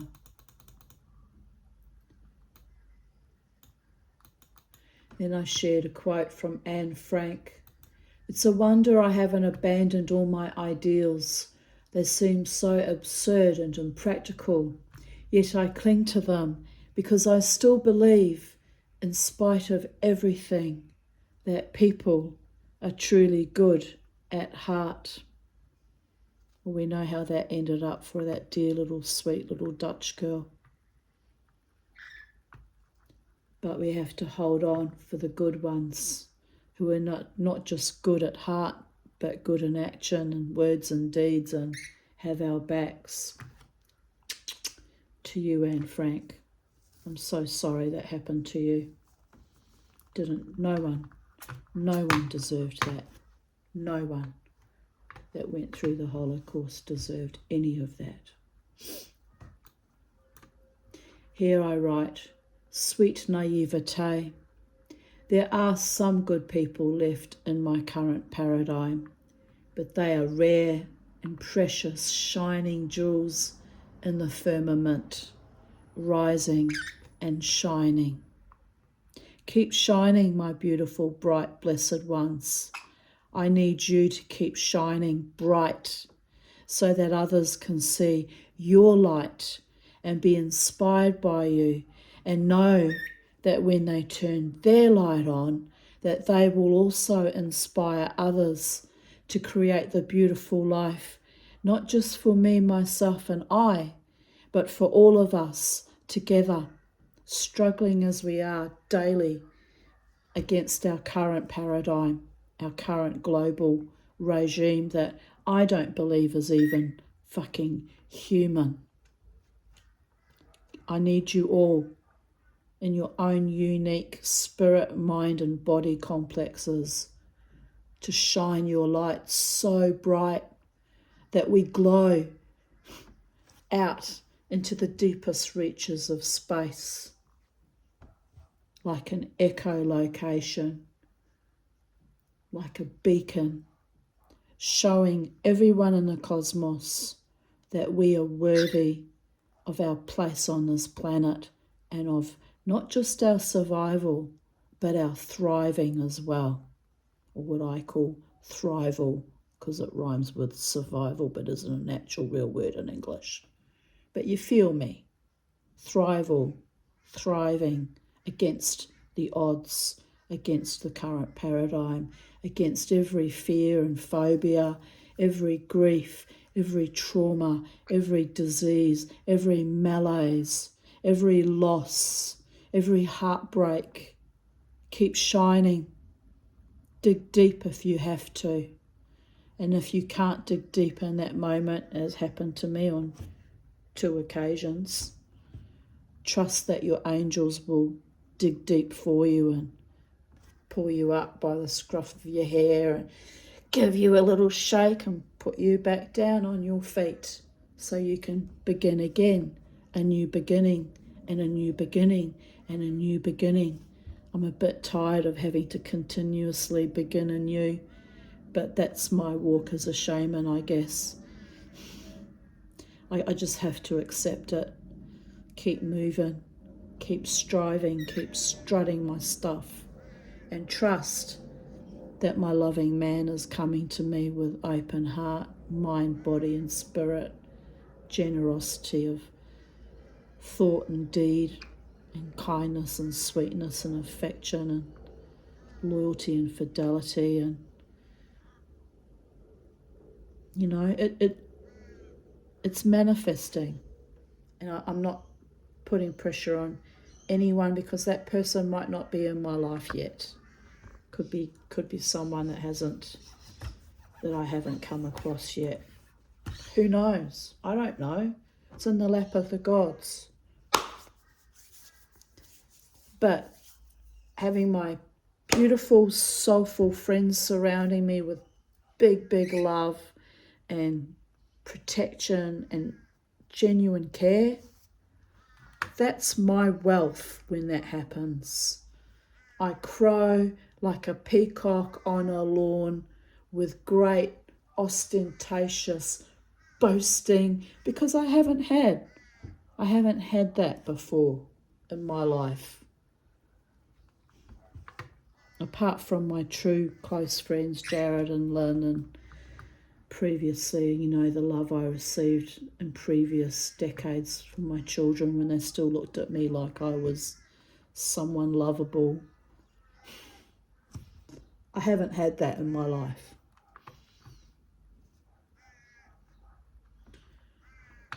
I'm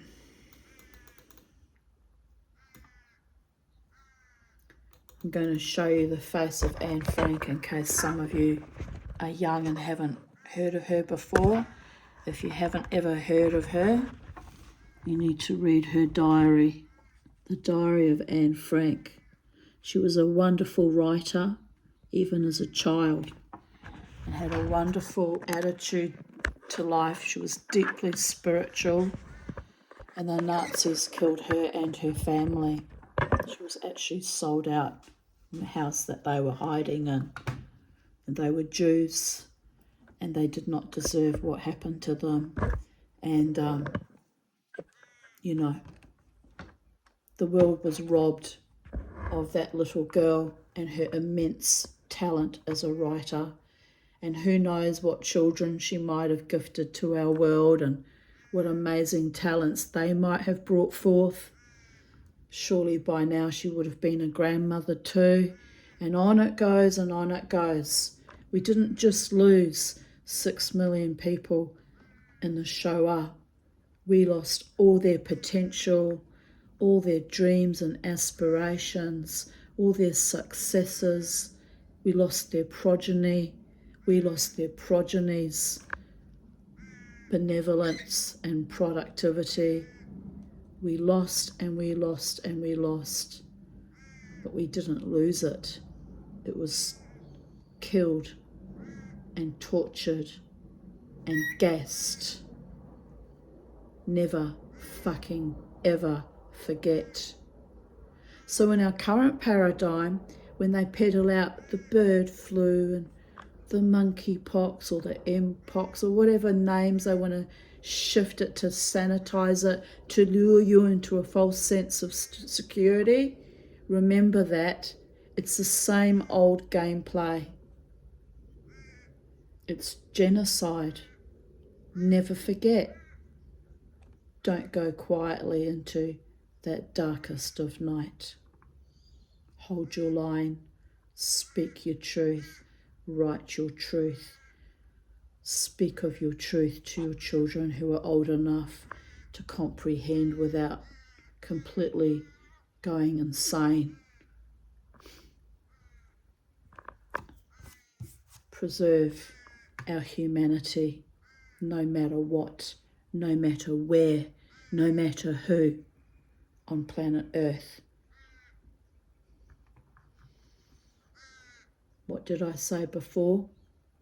Keep shining your light. This little girl who died in Auschwitz, her light is still shining bright long after she was starved and beaten and thirsted, and I think she ultimately died of typhus in the camp. Her light still shines bright. Anne Frank, our little angel. I've got chills thinking about it, but it's true. It's true. Hold true to the poets, the musicians, the writers, the artists, the people with soul and heart and courage and decency and nobility. Hold true. They're rare, but they're here to inspire those of you who are still scrabbling in the dust of other people's making. Says she who needs to still do her dusting. Oops. Oh well, you get that. 20th of August 2019. If I got rid of my demons, I'd lose my angels. Have to think about that one. I wrote truth, emet. Sometimes you have to ride through the darkness along with the light. It all is yin and yang and has powerful lessons to teach us. That quote is from, by the way, Tennessee Williams. If I got rid of my demons, I'd lose my angels. What are you doing, Charlie? You pulling out feathers? I wish you'd stop being a demon that pulls out her feathers. I don't actually want you to be a bald bird. She says, but I want to be a bald bird, Mummy. I'm going for a mohawk. 8 weeks post-op, still very weak at times, still fatigued, but my will is strong, yes she is. Loving my life in spite of its epic weirdness. Since I had the operation, I feel like I hit the ground running. Oh yes I did, by the gods I hit the ground running. It even astonished my own silly self. I was so close to dying. Then so weak after my epic fight at the hospital. Then had to have an echocardiogram and a Holter meter as I feared my heart was damaged. No, only broken, but the Tanya has duct taped it back together and is valiantly soldiering on, dancing on, loving on. Another surgery due on 24th of September. Then I will have a rest for a while. I'm going to put the repeat colonoscopy on hold, but go ahead with the endoscopy. Try to heal my reflux issue. As if. Although it has improved slightly in recent weeks. Oh no, it has not. It was extremely bad when I first came home from the hospital. Probably a reaction to the anaesthetic or intubation. I have hated being trapped in a weak, fragile body, licking eyeballs with Lady Death. But she has stepped back from me, no longer dogging my every step and clutching at my every breath. Goodbye, old friend. We will tango again someday. She nods serenely from the curtain. Santa Muerte in Mexican or Latino culture. Santa Muerte nods serenely from the curtain. You go, girl. You have fought valiantly again. I curtsy. Well, my loves, this next chapter of my life better be really good. Looking forward to more awesomeness, truth, beauty, vitality, peace, happiness, true love, abundance, and a picture of me, smiley face. So this would have been 2019. Yes, I did say 2019. It was just after my surgery.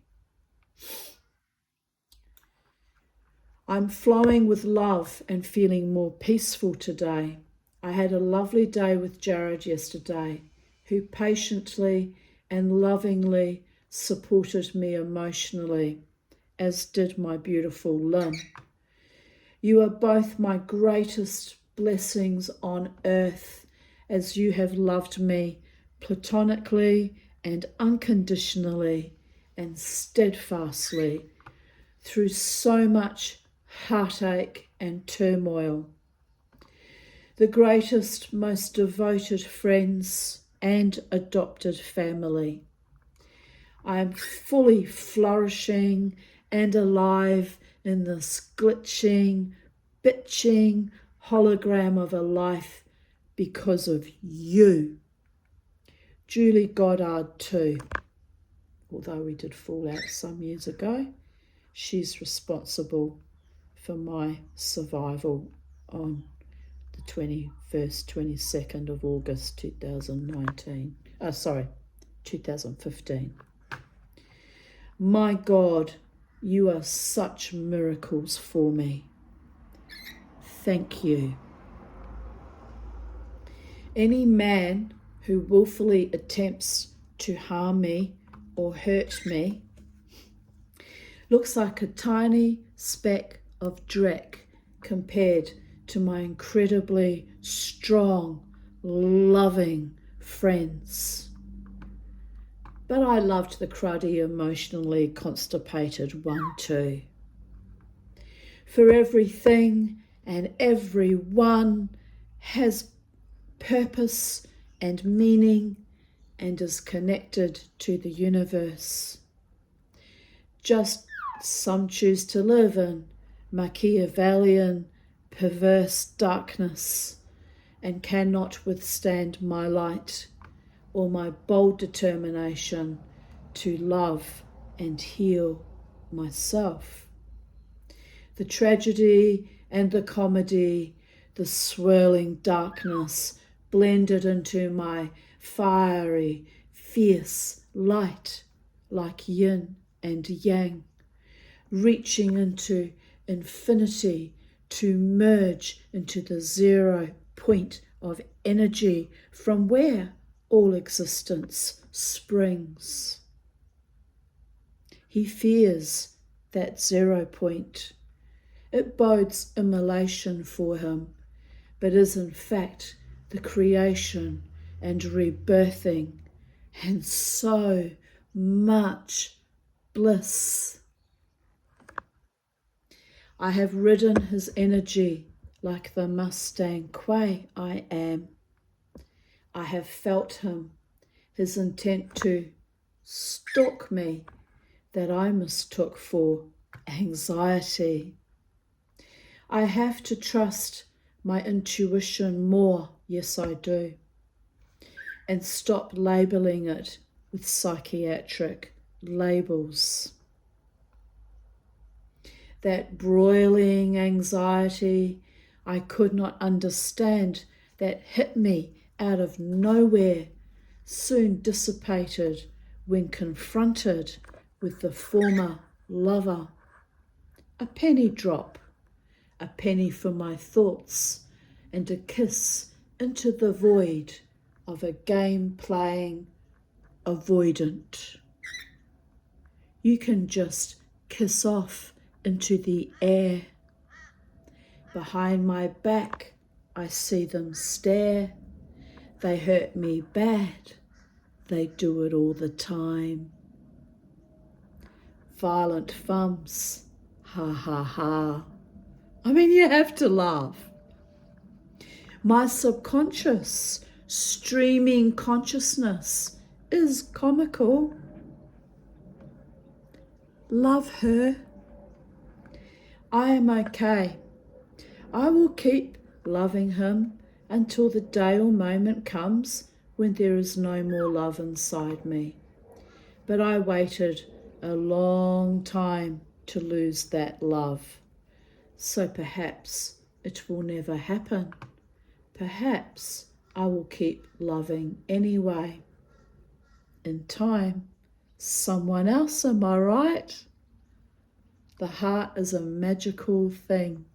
How it regrows itself might take a decade.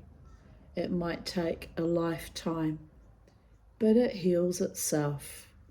Kintsugi'd, duct tape together, slap on another band-aid, but it heals itself over and over again, like a replenishing, cascading fountain of life.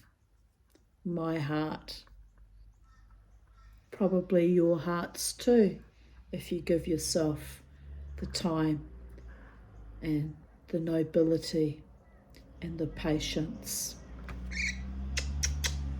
my darlings.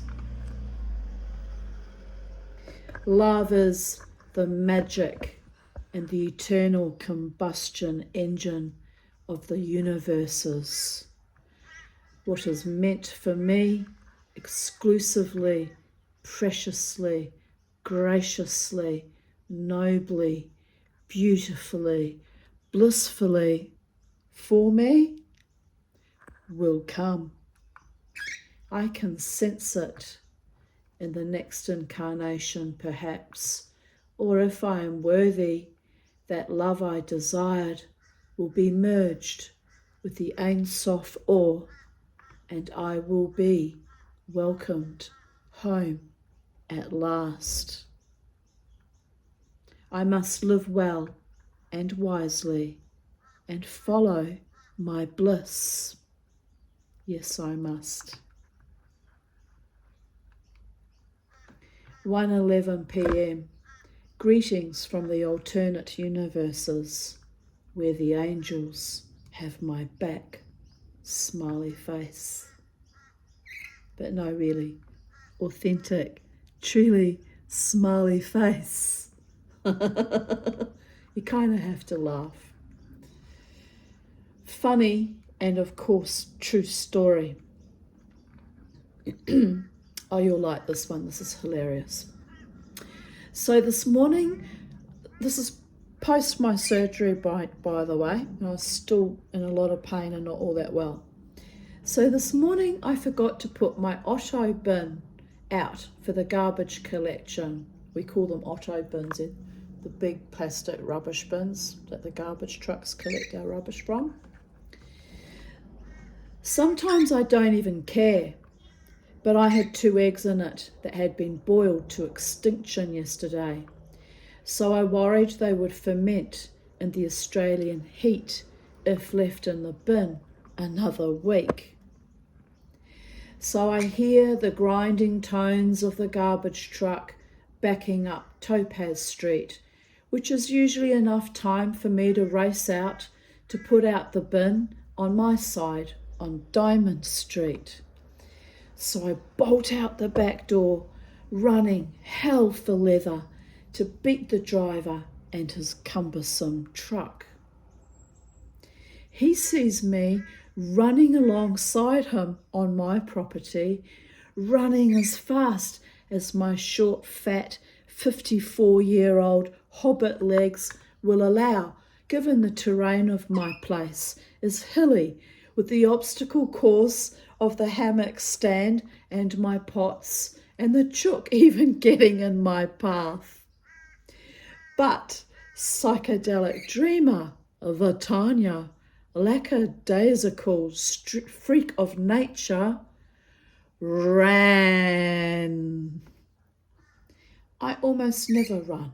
It is unfucking dignified. But rotten eggs is worse. So he sees me, pulling alongside me, then planted his foot. I mean, he's a bastard, but I still kind of have to laugh. He flies down Diamond Street with a serene smile on his fucking Aussie larrikin face, like this. I stop just shy of my bin. I had fought my way through the front gate, which takes time to open the gates, by the way. I stomp a little infuriated hobbit Rumpelstiltskin stomp. It looked like my tribal warrior dance I do occasionally, that I have done since I was 4 or 5 years old. Arms flailing, legs stamping, blood in my eye. I yelled out, "Fuck you!" and gave him the friendly gesture of the furiously damned with both fickle, feckless fingers. Goes like this. He kept speeding down the road like a crazed motherfucker. I burst out laughing. Fuck, I thought. eggs in bins can broil some more, attract maggots and poison my snobby, cuntish neighbour's zen. Fuck! Why the fuck should I care? Some things are just kismet. I limped back inside, fuming but amused. Game playing twats everywhere. Then I realised, shit, he didn't empty any bins in my street. They are gonna hate me. So an hour and a half goes by and he goes racing past again. Ha ha ha. The sweet little psychopath had cared about my feelings and my stinking bin and my fury after all. He came back and rerouted like a fucking champion. Nice fella after all. I revoke my hobbit stomping curses. I was not that serious anyway. Just a moment of impish fury at the game of decay. Come out to play next week, mate. My bin will be ready for you.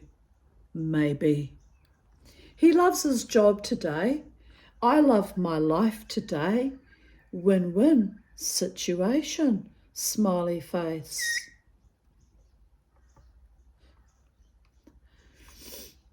"2 hours and 12 minutes to get through to a human on the Centrelink phone line.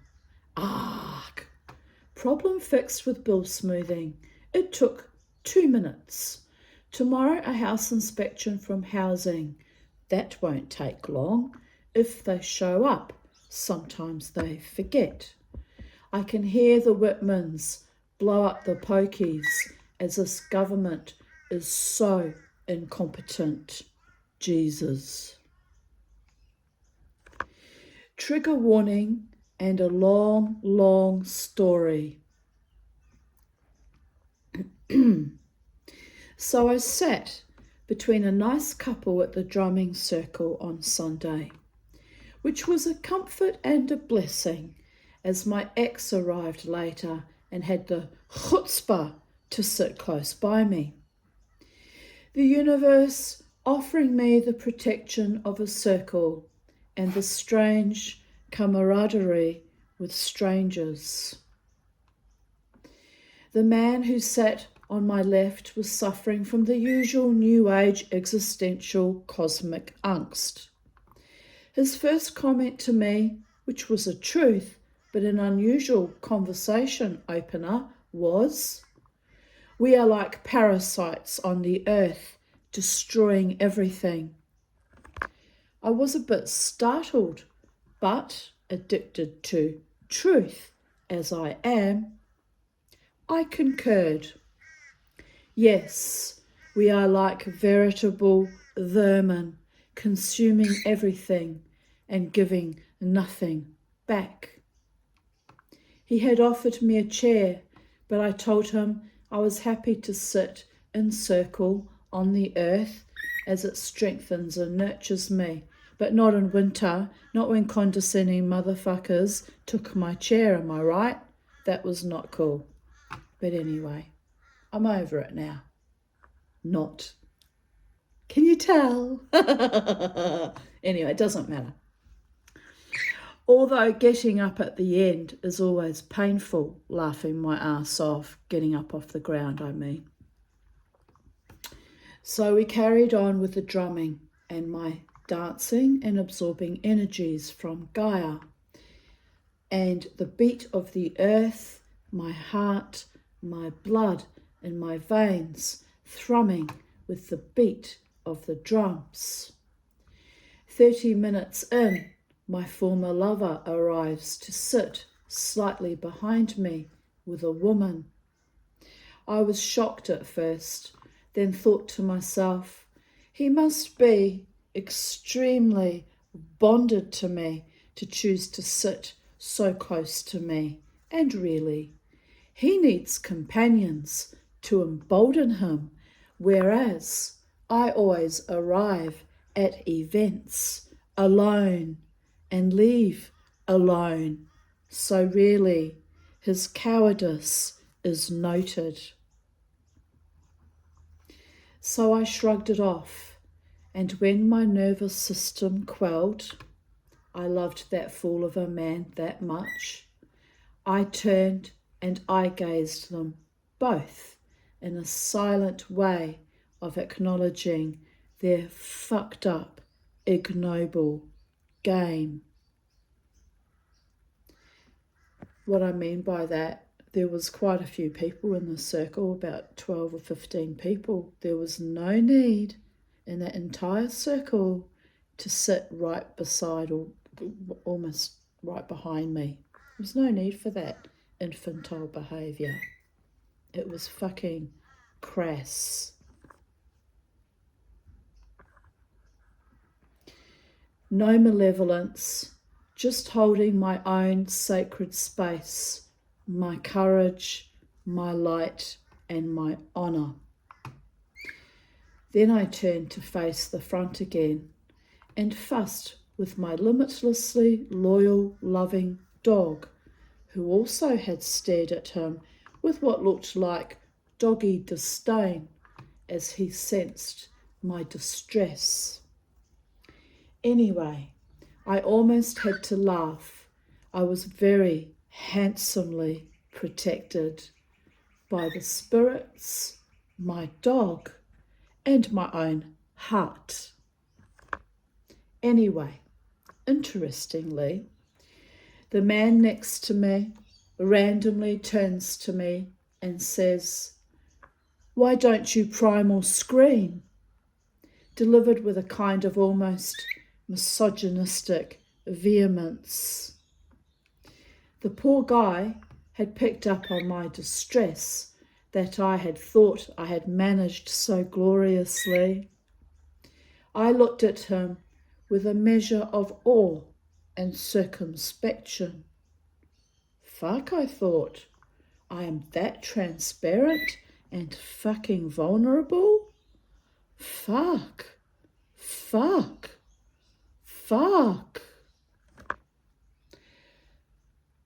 For I have primal screamed to heal myself back in the day, after my divorce, which was evil and sadistic and vicious. I had sacked 3 corrupt bastard lawyers and eventually did a free divorce through the family court.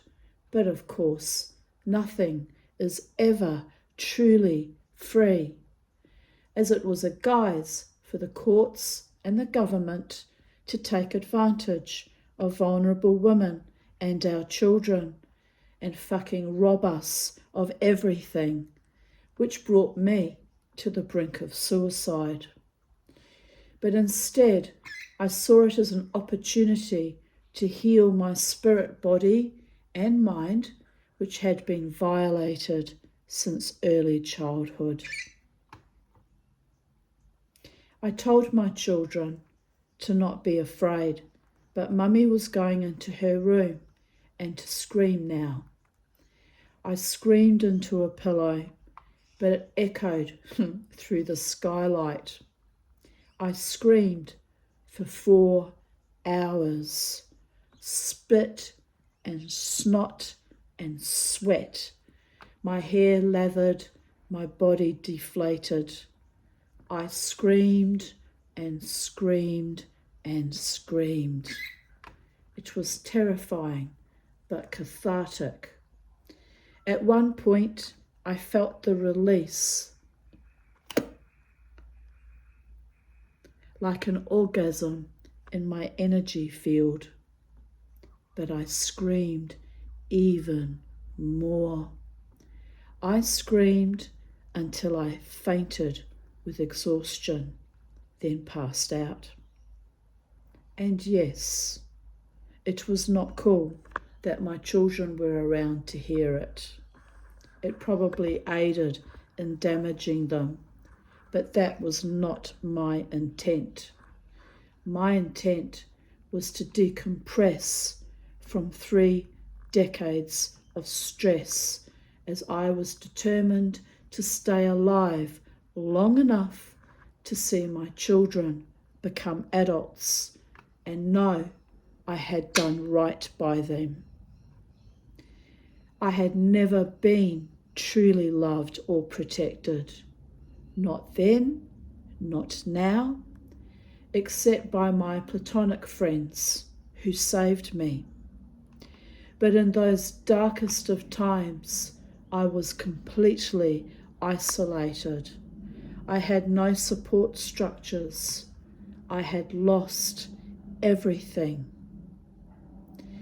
There had been constant threats to take my children, and I fought the messenger that rang me from the family court, demanding I give my newly estranged mother access rights to my children.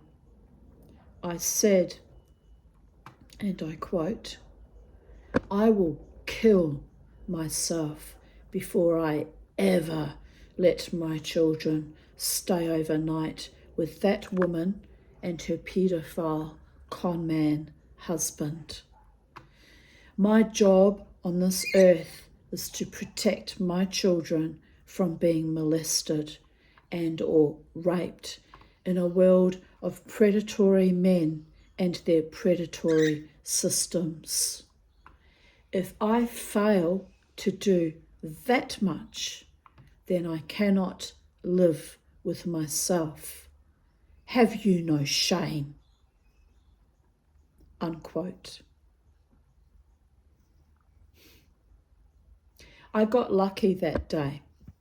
The person went very quiet, then said, "Ms. Aarons, you will not be hearing from us again.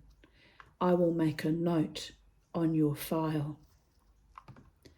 I had told them my evil mother could access her grandchildren via my ex-husband, so I was not being unreasonable. I just did not want them vulnerable to her or her filthy henchmen. Anyway, I surfed these putrid memories in a few microseconds, then replied with this is reverting to that conversation in the drumming circle, to the man who told me to primal scream. Then replied with my characteristic laissez-faire, tumescent humour to the man who thought all humanity are parasitical vermin. Most of us are, dear ones, but I recognise major depression when I see it. Smiley face. "Darling, I only scream during sex." Mic drop, but damn tish. His partner on my right said, "What?" My ex-casual Bonkmeister and his new flame were listening avidly. I could almost feel their earlobes flapping in the breeze. Weirdos. He knows. That was a little white lie. I almost have to cry, it's so funny. But comedy is how I cope, and sex as well, and enjoyable body function when you can get it with someone who actually enjoys your presence and effort. Ahem. So knowing my glib comment had rattled their feathers, and knowing that when sitting beside button-pushing, Machiavellian, fucking soul-ridden trickster spirits, my spirit people see through your spirit people, you simply have to own your own shit and integrity. So I looked my new acquaintance in the eye. Mate, I have no desire to scream anymore. I have screamed enough in my life. If you are ever on the receiving end of my screaming, know this. You will have done something completely fucking awful, and I will be calling you out. He shuddered slightly, but smiled. I felt my ex behind me wither. Take that, motherfucker. I relaxed back into the earth, which held me graciously. Good woman, Tanya. Never let the bastards grind you down. They have no comprehension whom they are toying with when they tweak your spirit. Bobo, the dear one, with thousands of years of ancestral wolf in him, climbed up on my lap with 2 paws on my right shoulder and pressed his cheek against mine, glaring at he who was lucky to ever have had my love but devalued it. The nice woman next to me said, "Oh, he is adorable." I agreed. Yes, my dog really loves me, and it is very ennobling. No human can comprehend my spirit or value it, for it is beyond time and space, and a magic not meant for everyone. It is beautiful and eternal, and no man, woman, or child, or animal ever forgets it. Some still stalk it, as they have not yet discovered their own light, strength, and inner God or goddess, or goddess, I should say. So I am happy.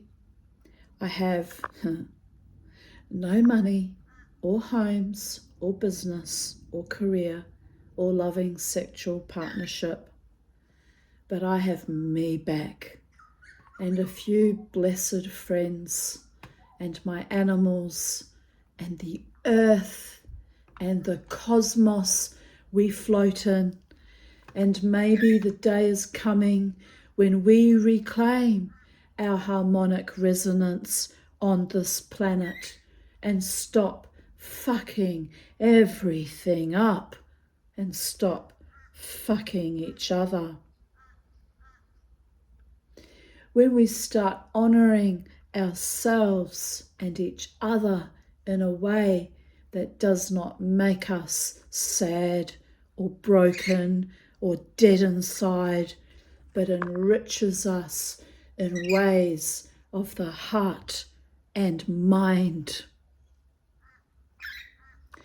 When orgasms are reclaimed for peak spiritual and physical procreation, formed by joyous lovemaking in shared sacred space, not empty, violent ejaculations of hate, envy, and spite.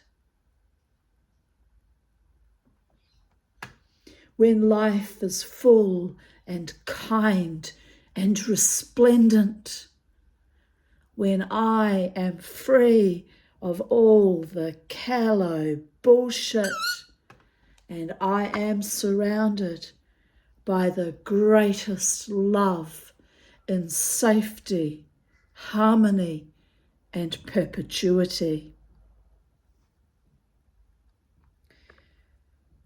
magic happens.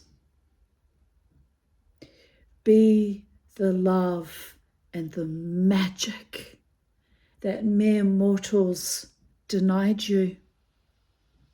Shine by example. Isn't it interesting that I said something similar earlier in this reading, nearly 2 hours ago? Shine by example, your own bright soul light, people of earth. Flow with life or be vomited up and purged by it. And by the gods, I know more than anyone, it can go either way. Psychedelic dreamer dreams and has spoken and screamed and streamed enough just for today. Happiness to you, people of earth, my 95 subscribers and all the other people that haven't subscribed but watch my videos. And if you got through this far, 2 hours and 21 minutes, happiness to you, my darlings. It takes courage to sit with the Tanya and all my revelations and epiphanies and memories. Real courage and integrity and love. 2019, we're still in 2019.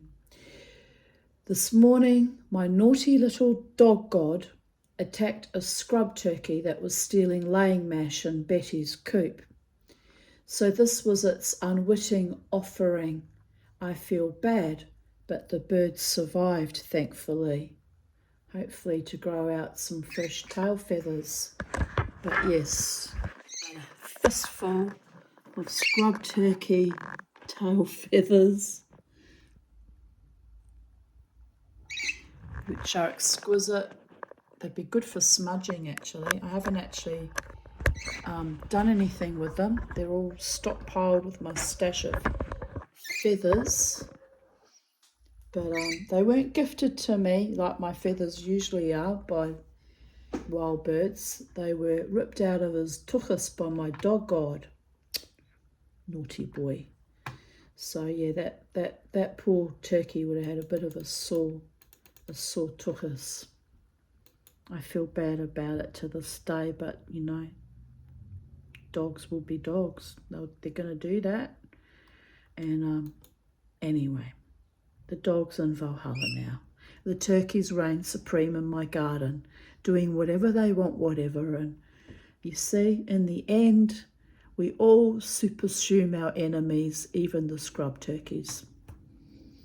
It is what it is. Although, preferentially, I would rather have had my dog here with me to this day. 20th of August, 2018. Feeling very weak today, but happy. Relieved that the plumbing is fixed. Beautiful blue skies. I lay out in my hammock and exposed my belly and legs to the sun, trying to get some natural vitamin D before the doctor prescribes me some high doses. Probably have only manifested a sunburn or more melanomas, but everything in harmony, babies. I was thinking deeply about my nephew's intention. That would be my ex-husband's nephew, my nephew who did love me greatly for a while there, Mark Cohen. Anyway, it is what it is. Intention to migrate to the Gold Coast. I worry about the repetition of family history and karma.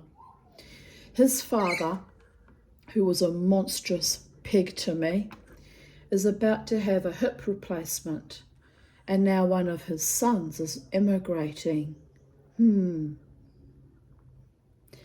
I cannot rejoice in how this karma is playing out, as my ex-husband and I migrated here in 1988, a few months after my mother-in-law had a breast removed, and 9 days after we arrived here in Brisbane, she died of a heart attack. Possibly the grief of losing her youngest son was too much for her, or just bad timing. But I was made to suffer for the choice to come here for months and years later, and I do not wish that on my nephew or his family. Life can be cruel, people even crueler. Poor health dogs us all at some stage of our life. In my case, most of my life. I felt very vulnerable the whole time my daughter was in the UK, but I was kept nourished, nurtured, cherished by good, solid, strong friends who buoyed me up in the darkest of days and nights. I know how it feels to be sick and broken and impoverished, and then to lose one's family over and over again. So the temptation for Schadenfreude, that's a German word which means taking delight or having glee in other people's misfortunes or tragedies. So, not a very nice thing to do, but sometimes I do get it too. So the temptation for Schadenfreude at my former brother-in-law's impending grief and loss is real, given what a bastard he'd been to me before I came to Australia, is real and present, but I find no joy in it. Sometimes in life, one has to accept that there are greater monsters, both seen and unseen, that attract misfortune, illness, negativity, disharmony, and we must learn to rise above it. Otherwise, the misery and pain and the afflictions of the past will continue to cycle back to us like a very bad dream or a bad case of gastritis. The waters of redemption shall smooth down the stones of my heart and my bitterness, my griefs and my abandonments, my sense of betrayals by callow men and false lovers, by poisonous former family, even at times by God, him and or herself. I have become another person, another life, stronger, weirder, but more determined and more loving of self.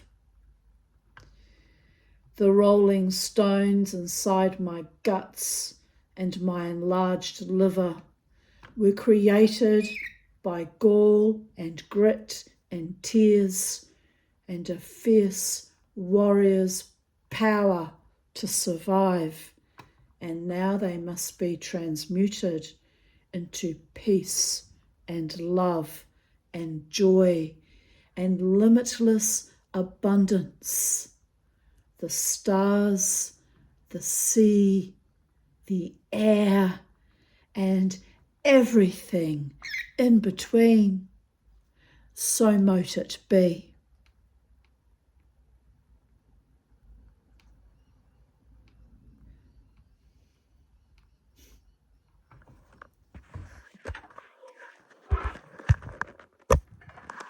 Here I post a photo of Beauregard, aka Bobo for short. My beautiful, protective, loving dog god. Oh, did he whack it up Dave Charles that day in the drumming circle. whacked it right up him, right in his face. Don't fuck with my mama, he said in dog language. But of course that dumbass probably had no comprehension. But I know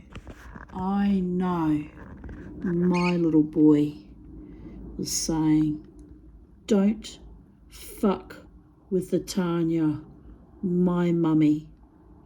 There's my daughter with, I don't know what she's doing, poking a jelly or something. Showing me a jelly she's probably made. She's a wonderful cook, my daughter. Her father was a chef by profession too, so it's probably where she gets her proclivities from, just saying. But yeah, wonderful cook. So sometimes she would come over and, you know, make things for me, and it was lovely. Anyway, that's a long time ago now, and it's all gone now, so I just have to ding, slough it the fuck off, like I had to slough off my father and my mother for long estrangements because of evil towards me. And I'm sick of being treated evilly, by the way. I'm so sick of it that sometimes I do wish I could just die because I'm just so sick of it. But the gods decree that I live out my life, if for no other reason but as a fucking defiance to my enemies. Oh, Charlie, that's a defiance to your enemies. A giant bird poopy defiance. Oh my goodness. Look at all the feathers on the floor, Charlie. You've been very busy while Mummy's been making this video. We're going to have to go and rinse that cloth because there's too many poos in it. Off we go. We're going to the kitchen. We're going to rinse out that cloth, Charlie, because you had a busy bottom. She says, what's going on, Mama T? We're going to rinse out the cloth. We're going to have a clean cloth. Oh, gross. Well, as my beautiful Muslim Indonesian cleaning lady Rati says, she poos all the time, but at least you know she's alive. That's true. That's putting a positive spin on it. Right, clean cloth, Charlie. And while I'm out here, I'll get us a drink of water because this is a very long video and I'm bloody thirsty. Kill 2 birds with 1 stone. But not literally, you understand, Charlie. No killing of the birdies. No stoning the crows. Dear goddess. Right, here we go. I've just observed that I've still got a packet of Tim Tams. But I'm not going to break into them because I ate a whole packet of Tim Tams a few days ago, about 4 or 5 days ago. I was violently ill after. Oh my God, was I ill. So, Mama T has to behave herself and limit the Tim Tams because it was not pleasant. We don't want to do that again. But, you know, the way my health's been lately, I feel like I'm undergoing some kind of full-blown psychic attack because, you know, I've had the 2 weeks with the new CPAP machine. I know it took 2 weeks with the first loan machine for me to get used to the plastics, and I had a runny nose and I coughed up phlegm for 2 weeks with that. And then with this machine that I got, you know, bought for me, I picked it up on the 31st of July. I had 2 weeks of bringing up phlegm off my chest again, but luckily I didn't have the runny nose anymore, but that was intense. And so it's now the 20th, so we're 20 days in, and the congestion's not so bad now. It's still a little bit there, but it's not, I'm not constantly coughing up. But I feel so fucking weak and ill. Like, honestly, I feel like I'm almost dying some days. So I don't know whether it's the CPAP knocking me around or if it's all the other cumulative health issues that knocked me around, but I'm still kind of teetering in the balance a bit at the moment, which is a bit frightening and astonishing and humbling. But, you know, what can I say? I just carry on each day. I'm a bit tired today, although I had a better sleep last night and I only got up twice last night, but I've had days, about 5 days, 6 days, where I was up 4 and 5 times a night and not sleeping as well. Like it's been... Anyway, like I said, evil will not hold its sway with me. It'll have to slough itself off. I'll just have to ride it through. We're all under some kind of demonic spiritual attack at the moment with the current threats of mpox, and before that bird flu, and next week it'll be some other apocalyptic draconian nightmare. So my advice to you is, remember, don't let them grind you down. Don't submit. Don't buy into their narrative bullshit and their fear-mongering, and let the evil wash itself out, which, you know, like all storms come and go, there is always sunshine. The sun will always come out again, and all storms pass. You've just got to avoid the fucking stormtroopers, am I right? And they're everywhere. It's a bit frightening, to be honest, but avoid them, or if they come your way, you just say, I rebuke you, demon. Literally, I'm going to start saying that out in public, by the way, because I'm sick of the bullshit. I rebuke you, demon. Get behind me, Satan, and just walk off. And even laugh in their face, because demons hate being laughed at. They can't abide it. But I guess you've got to, like, be careful, because you don't know how far gone they are in the brain. You know, they might actually be really dangerous. But by and large, laugh in their fucking faces. And if you can't laugh in their face because you think they're actually very homicidal or threatening, then just walk away and laugh inside your own spirit, because you know they don't hold power over you. Shine your own light so bright that nothing and no one scares you or holds power over you.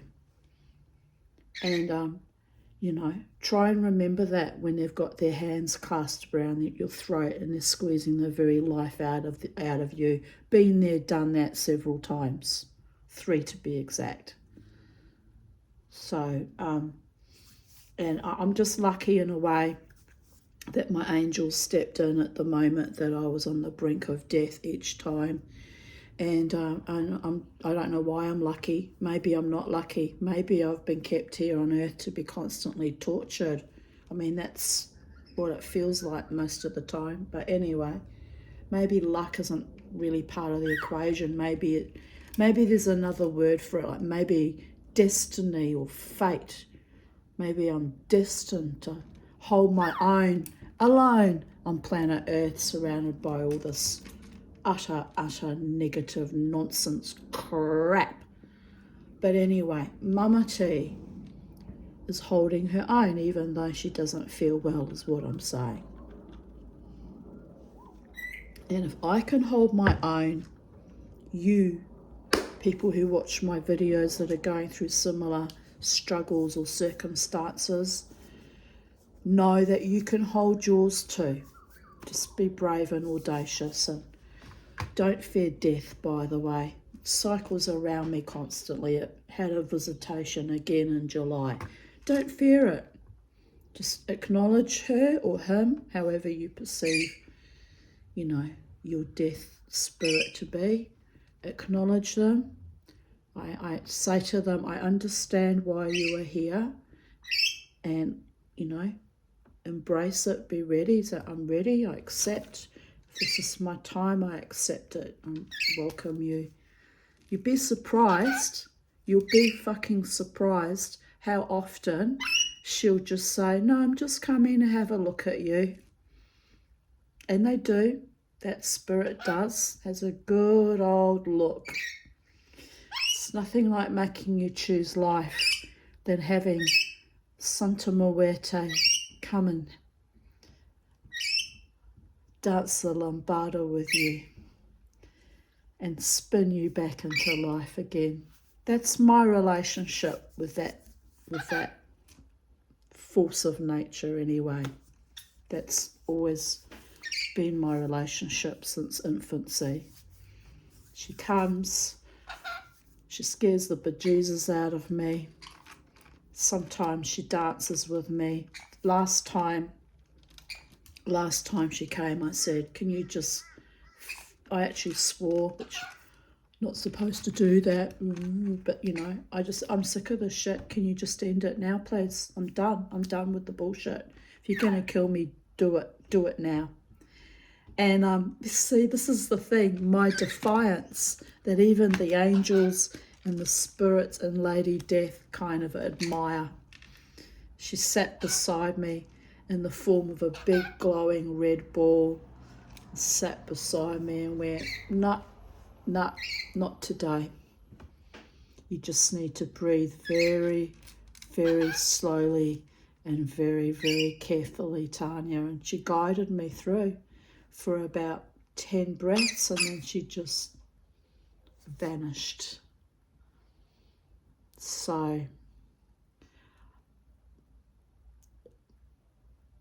I'm humbled and I'm grateful, but it's also a bit fucking terrifying even for me. I was like, what was that? My psychic friend Jackie Burns said to me, the big red ball symbolises love, and they were showing you their loving intention, which was to guide you through, which they did do by the gods. But anyway, I haven't really been all that well, but I have been dancing, doing my videos every day, even made this beautiful, when did I finish that? This Friday? What date was Friday? I can't remember. But anyway, this little symbol of universal love, which in Mexico's and all through South America is very much valued as a symbol of love, universal love, spirit love, holy love, sacred love that cannot be tainted, sullied, stolen, cheated on, despoiled, or even ultimately killed, because it's the fabric of the universe. Anyway, where was I? 20th of August 2017.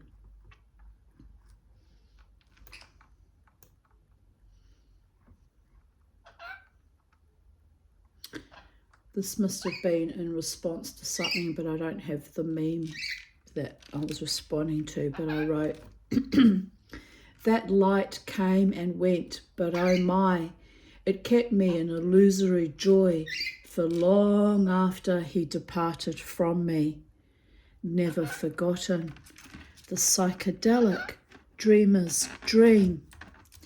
I wish he had not played me false like so many others, but the feeling remains as strong as ever, a blessing and a curse. I am slowly healing and letting go of that love. Torture. That was back in 2017, and it really wasn't until he really, really, really went all out to humiliate me with Sarah that I finally let go. So I can actually thank that creature in a way for being the catalyst to helping me really let go, realising they were both so evil and so superficial and so malevolent and cruel and sadistic. Of course they were. They're into BDSM. They got off on that kind of shit, being awful to beautiful people who just, trying to live our best lives and, being loving. They took our love and they literally shat on it from a great height, which is why they're not in my life anymore. And I'm glad they're not in my life. But it took a lot for me to recover from. It's taken me 10 years, 10 fucking years. And then I finally, get happy again, and things are sliding out from under me again through no fault of my own. I haven't done anything. Yet again, all I've said is, I'm in love.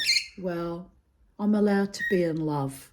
I'm allowed to love my planet, my own silly self, my bird and my friends. There's no harm or foul in that. It's perfectly healthy, actually.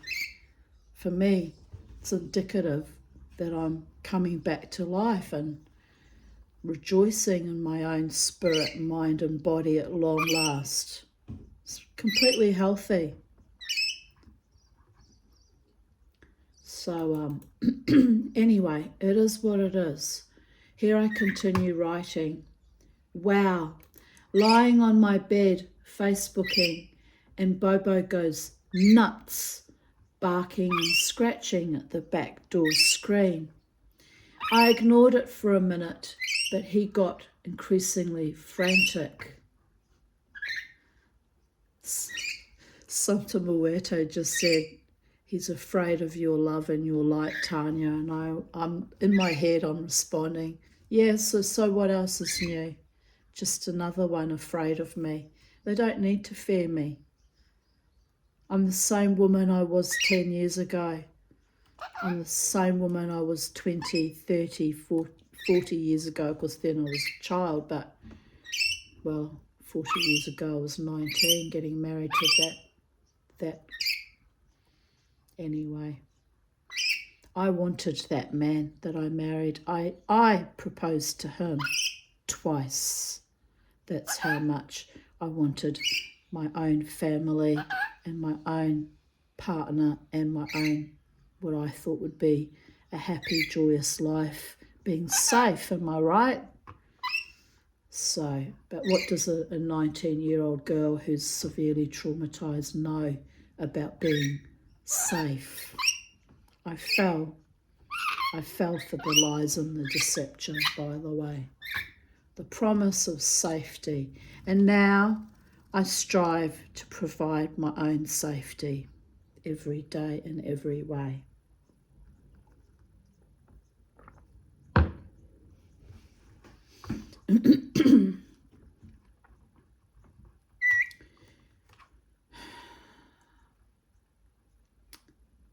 So wait a minute. Where were we? Lying on my bed, Facebooking, and Bobo goes nuts, barking and scratching at the back door screen. I ignored it for a minute, but he got increasingly frantic. So I get out of bed and let him out to see what the trouble was. I had left Charlie outside on top of his cage with the door open, so he could go back inside if needed. But this is before we found out Charlie's female. But a crow was hanging around. For a moment, Charlie was nowhere to be seen. My heart in my mouth, thinking the crows had killed him, I saw Bobo run, barking frantically. Charlie had gone walkabout and was sitting next to the potting table, 5 or 6 meters away from where I keep his outdoor cage. Little bugger. She's a little bugger sometimes.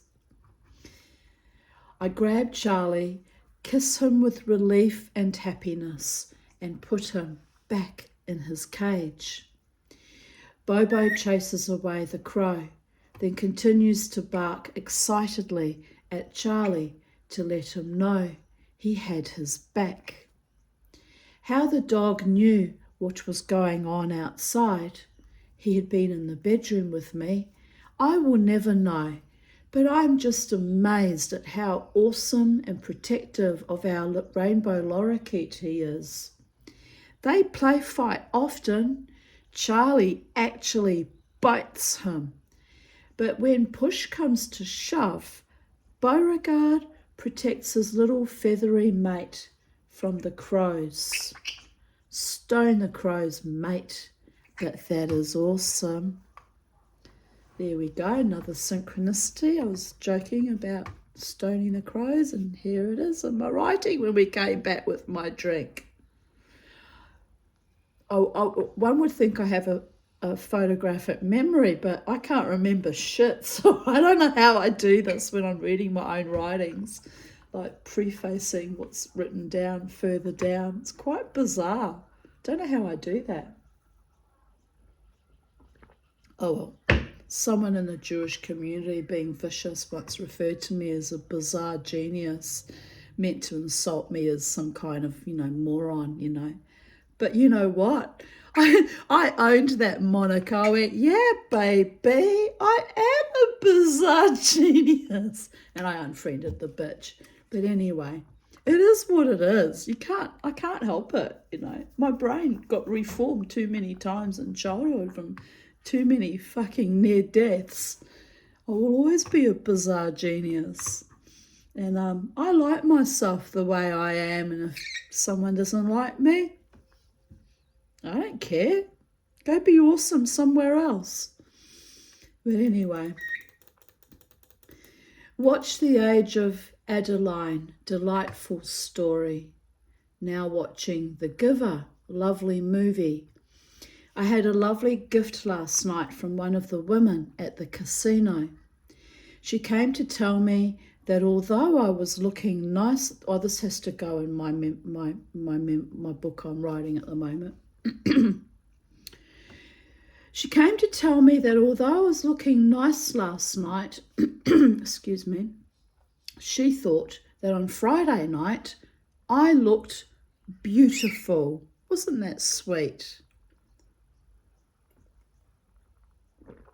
She loved the outfit I had on. It was a fairly new dark pink wrap over skirt I bought for $15 and teamed up with my underbust and a plunging neckline top. I felt a bit bemused. The outfit is lovely, but that is not why I felt beautiful. However, it was lovely to be seen and complimented.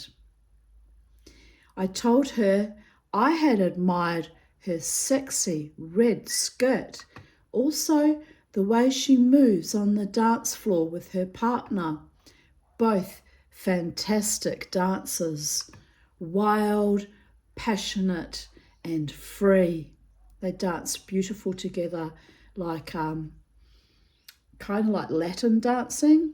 Yeah, really it was Latin dancing actually when I think about it.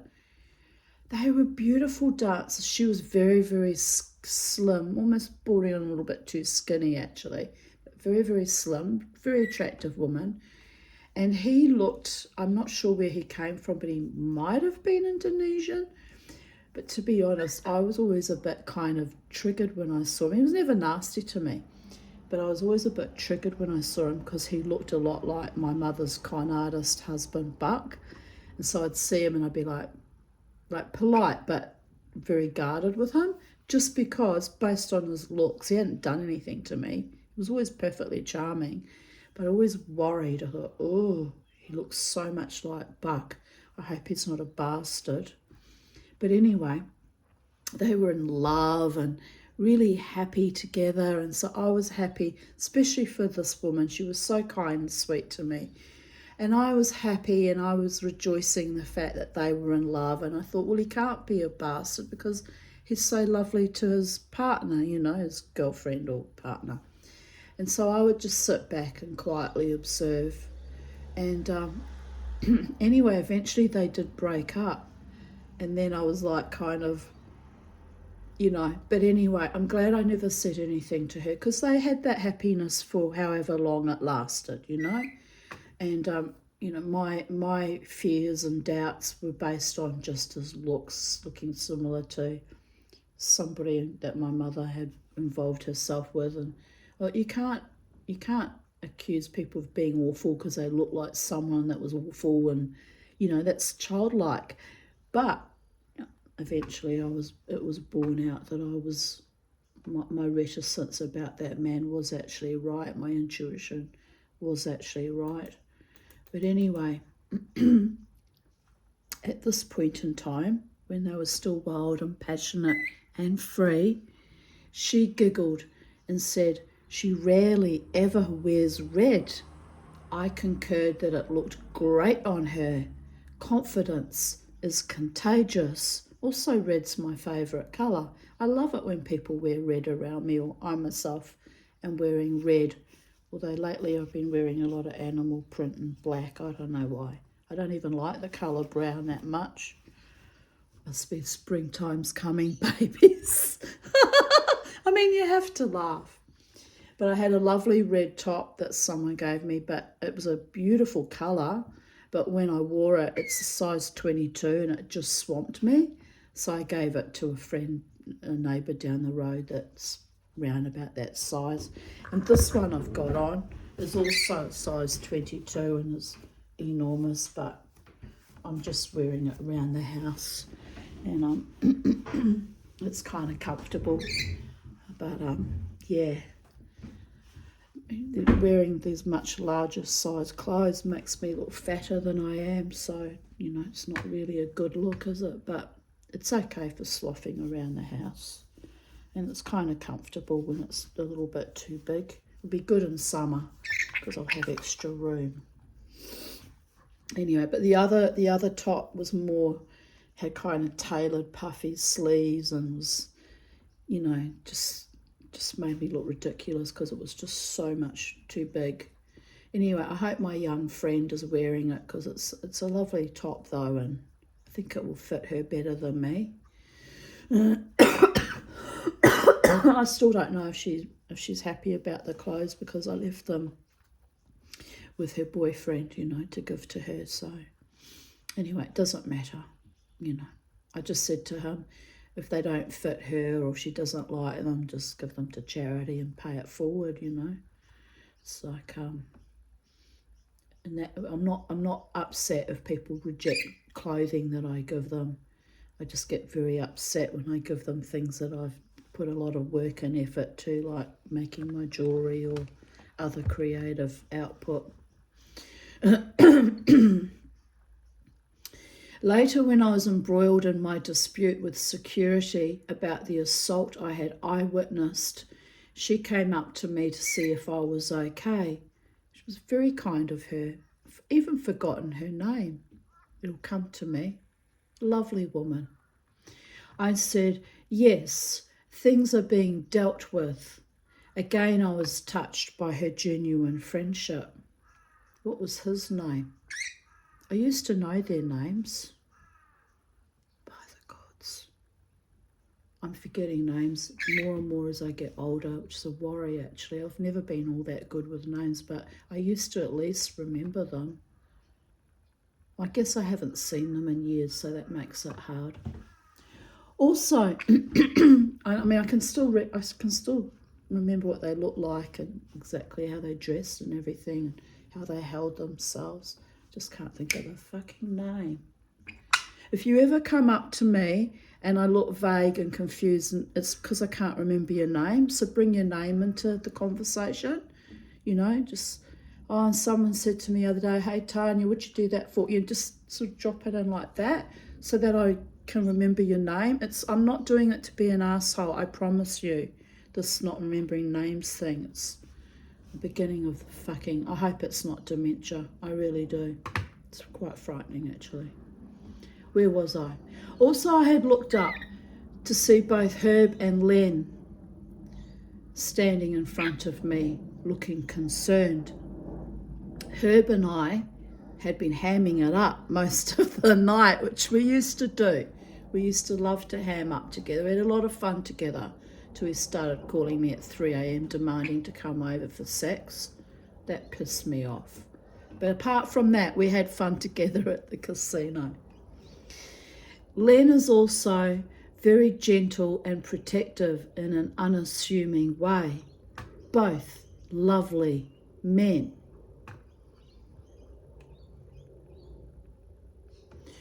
Yes, Len was very protective of me. He was a sweet gentleman. I think he was from Vietnam or maybe from Malaysia. I'm not 100% sure actually. For years I called him by the wrong name. I thought his name was Lee. And so for years I was calling him Lee, and then one day he said, my name's not Lee. I went, what? I've been calling you that for 5 fucking years. He went, yeah, I know, my name's Len. Oh, okay. Anyway, it took me a while to wrap my head around it because I'd got used to calling him by the wrong name. But I made the effort, and finally I got it right. I owed him that much. I did owe him that much, by the gods.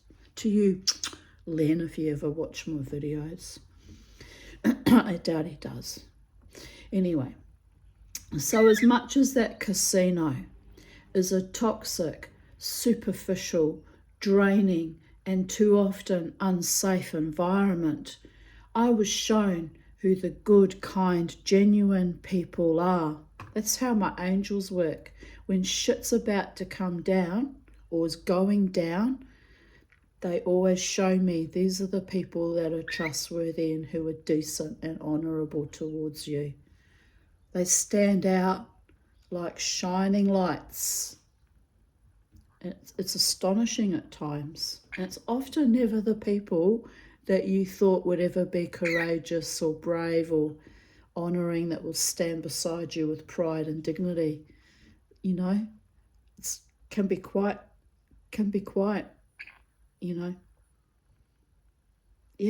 amazing at times. I am grateful to know there are good people out in the world. Always look for the good people. Be one, be seen and heard by them.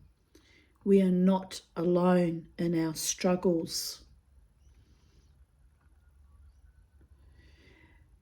Tonight I asked security to protect a PNG, that means Papua New Guinea, woman who had been grabbed by the throat and pulled backwards while dancing by the same white man who had stood inappropriately close to me. I have been harassed by him in the past. The security guard was not looking in my direction, so saw nothing. I went up to him and told him the attacker had to go.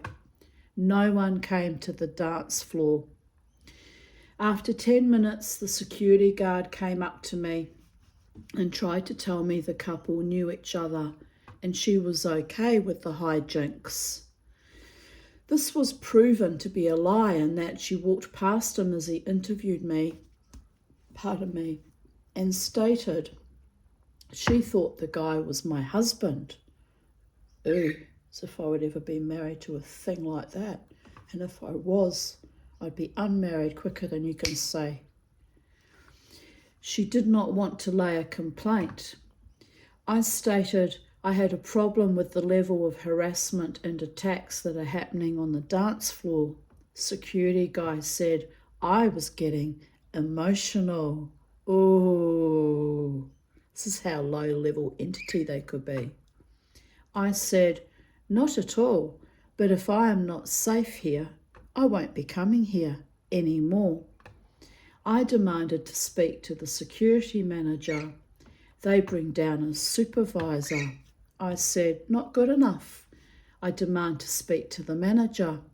So they walk me downstairs to await a manager.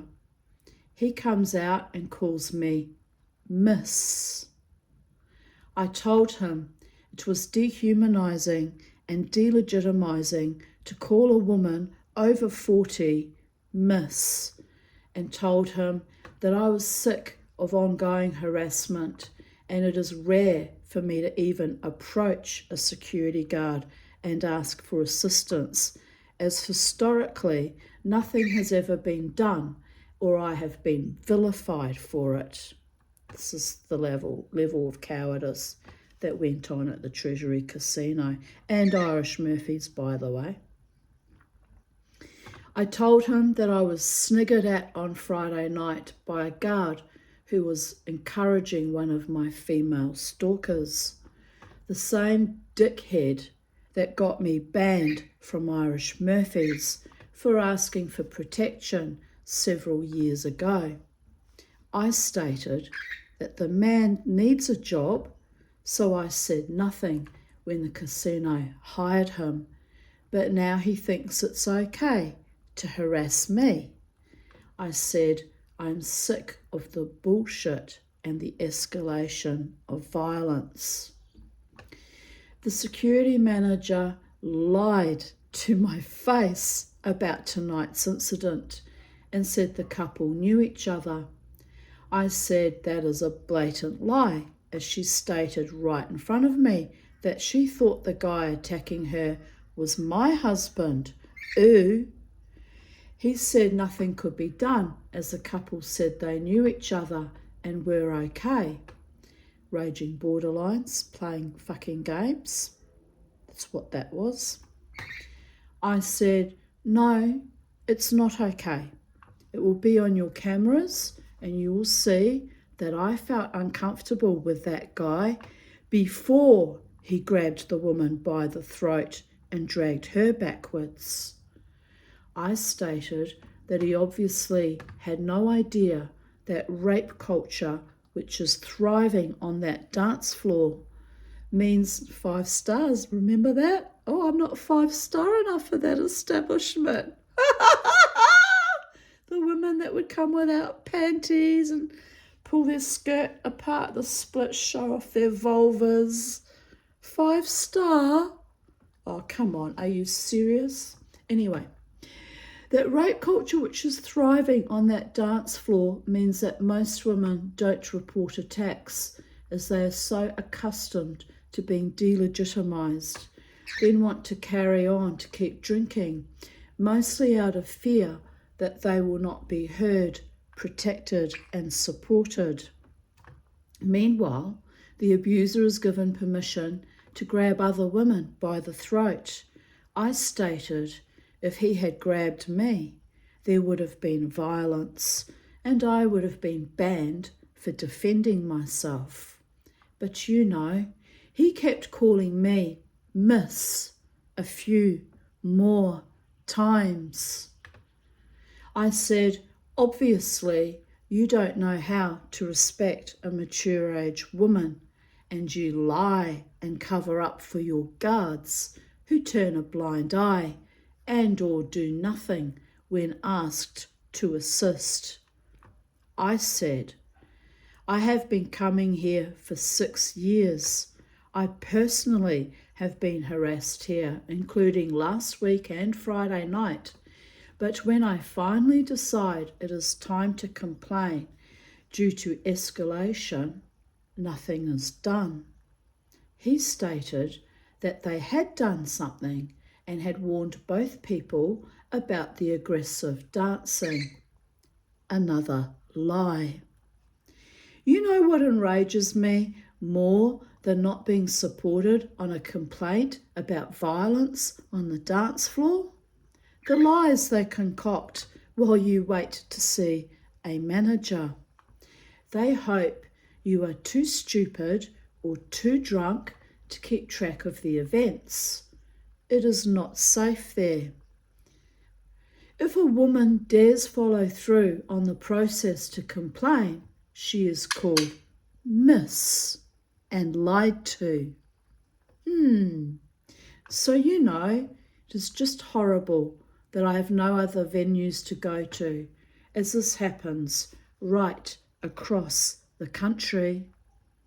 I have to swallow my dignity and dance as fast as I can and fend off creeps and drunks by myself because, as a woman, I am not supported. It is heartbreaking and sickening at the same time. But you know, I am glad I stood up for that utterly stupid woman who should have backed me up for trying to protect her. She must like being strangled by random drunk creeps. Next time, she might not have a woman around to try to protect her. Utter losers, all of them. which makes me a loser for going back for 6 years, try 12 years, only to be told I'm not 5-star enough when at least I kept my knickers on the entire time. Just saying. Even if I did let my knickers get into a bit of a knot over events like that. Need to rethink my lifestyle and dance at home. Safer, less exposure to violent, creepy people.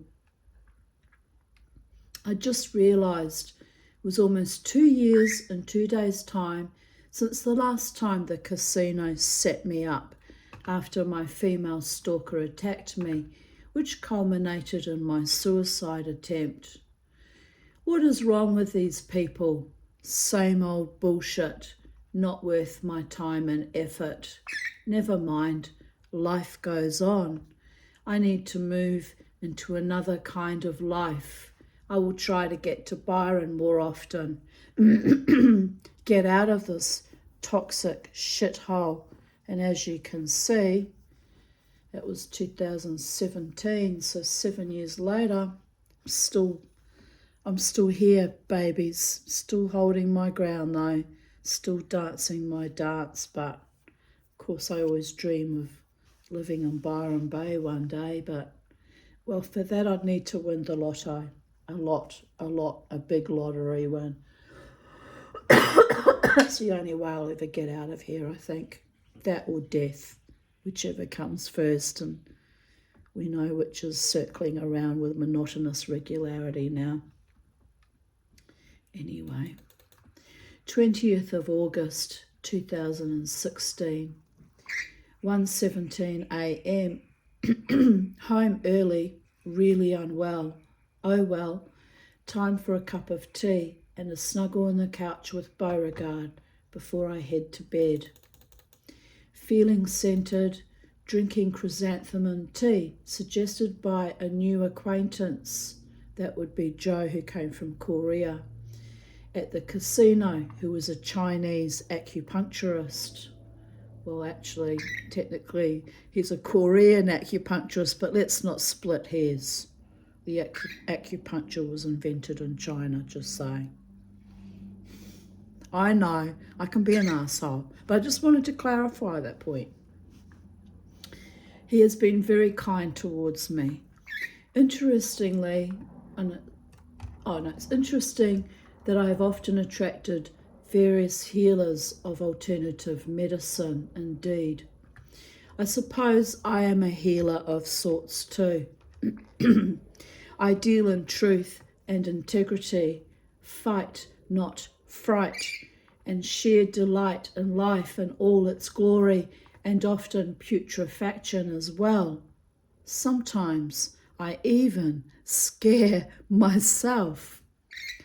I am grateful for the bounteous gifts of the universe, heart and soul, fiery passion, unquenchable thirst for love, honour, justice and humour. It is not a tumour. I have some beautiful friends I met along my fool's journey to oblivion. Wonderful women who say they stand in awe of me, but it is I whom am in awe. I strive to thrive, but I drive myself to madness and exhaustion and have damaged my poor wrecked body, but it was worth it, all of it. What a ride, a constant fickle-fingered fuck you to my enemies. You did not kill us. We win. Let's eat, drink, dance, pray, laugh together. Be merry in our woes and uproarious in our few triumphs, as what is life without a good long belly laugh and existential angst, tweaking our hemlines. We can kick it to death, but even death is only temporary on this Gilgul, reincarnation of souls. I have been robbed of so much in life by my hellhound family of debauchery and greed. But what I cannot be robbed of is my core. The zesty, pesky, burning, eternal flame that flickers from a mouldering ember to a full-throttled, screaming Phoenixian inferno that flares and burns off the torrid crap like phosphorescence. My soul is wild, free, passion, but I am not alone. Those of us who were not loved the appropriate way as children or adults carry our fire deep within us. At some point in our lives, we cease to smother our light. We blaze like a cascading comet across dark skies. We pass this way but once, but we leave behind an impression, a legacy for other survivors to be inspired by. It might be our children or our dream, our art, our music, our poetry, or our pure, driven madness. It might be a fading smile of a Cheshire cat or a long forgotten kindness. It might be an embrace. It might be the wind beneath the wings of angels, arcane or earthly, winging us to new horizons of hope and bliss.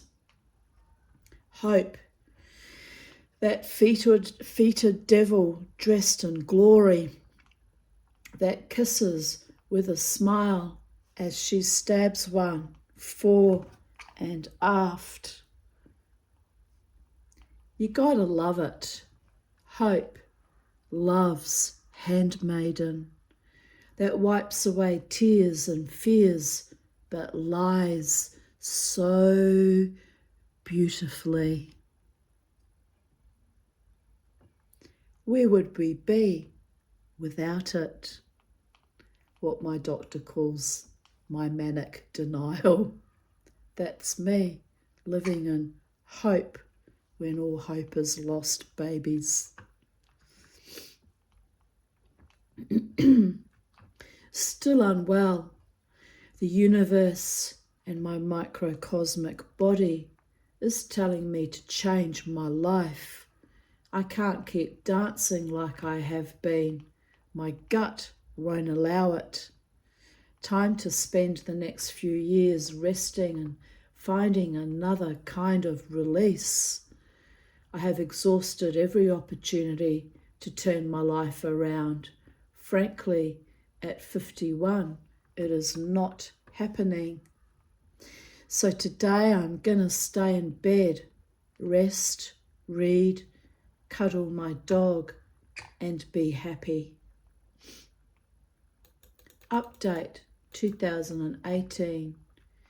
2 years later, and I still went dancing on Friday night after waiting at the QE2 hospital for 3 hours after another gallstone attack, which was only diagnosed that morning by ultrasound. Flared me up, for the love of all the gods. The Tanya is fucking formidable, in French, formidable. Dragging my carcass into the night and dancing wildly, no matter what. Amazing. May I merit to heal my body and have a few more years of rejoicing in my life ahead of me. Update 2020. How ironic that it was the COVID lockdown that finally put a stop to my dancing. Then after I started back at ecstatic dance, that was stymied by a nasty, sadistic narcissist. So much for that friendship. Well, the Tanya can keep dancing alone, happy and free of assholes. And thus concludes today's readings of Even Date, and it's been a long video, 3 hours and 19 minutes, so I won't waffle on any further and I need a rest. So big agape love to all my beloved ones, my viewers, my subscribers, my truly loyal, loving friends, and somewhere out in the void, someone that hasn't revealed his true heartfelt intentions to me or I haven't met yet, my true beloved man. Could happen one day, maybe in the next dimension when I shuffle off this mortal coil. The gods will allow me to be immersed in that kind of immense love. But, well, it is what it is. So, yes, wherever you are in the space-time continuum, it's now 1:25 p.m. on the 20th of August, Brisbane time. Have a beautiful day, night, evening, afternoon, morning, wherever you are. And it was a blue moon last night. I saw the light coming through my windows, but I didn't go out and admire it. Didn't find out until today that it was a blue moon. So enjoy the powerful moon energies that have had me all very raw and heartfelt and yet kind of powerful babies, and enjoy your own individual lights. Keep shining brightly. Don't wait for a blue moon to shine your heart light. Do it every single day and night of your lives, my gorgeous ones. Bye for now. From Sacred Space, Titania's realm.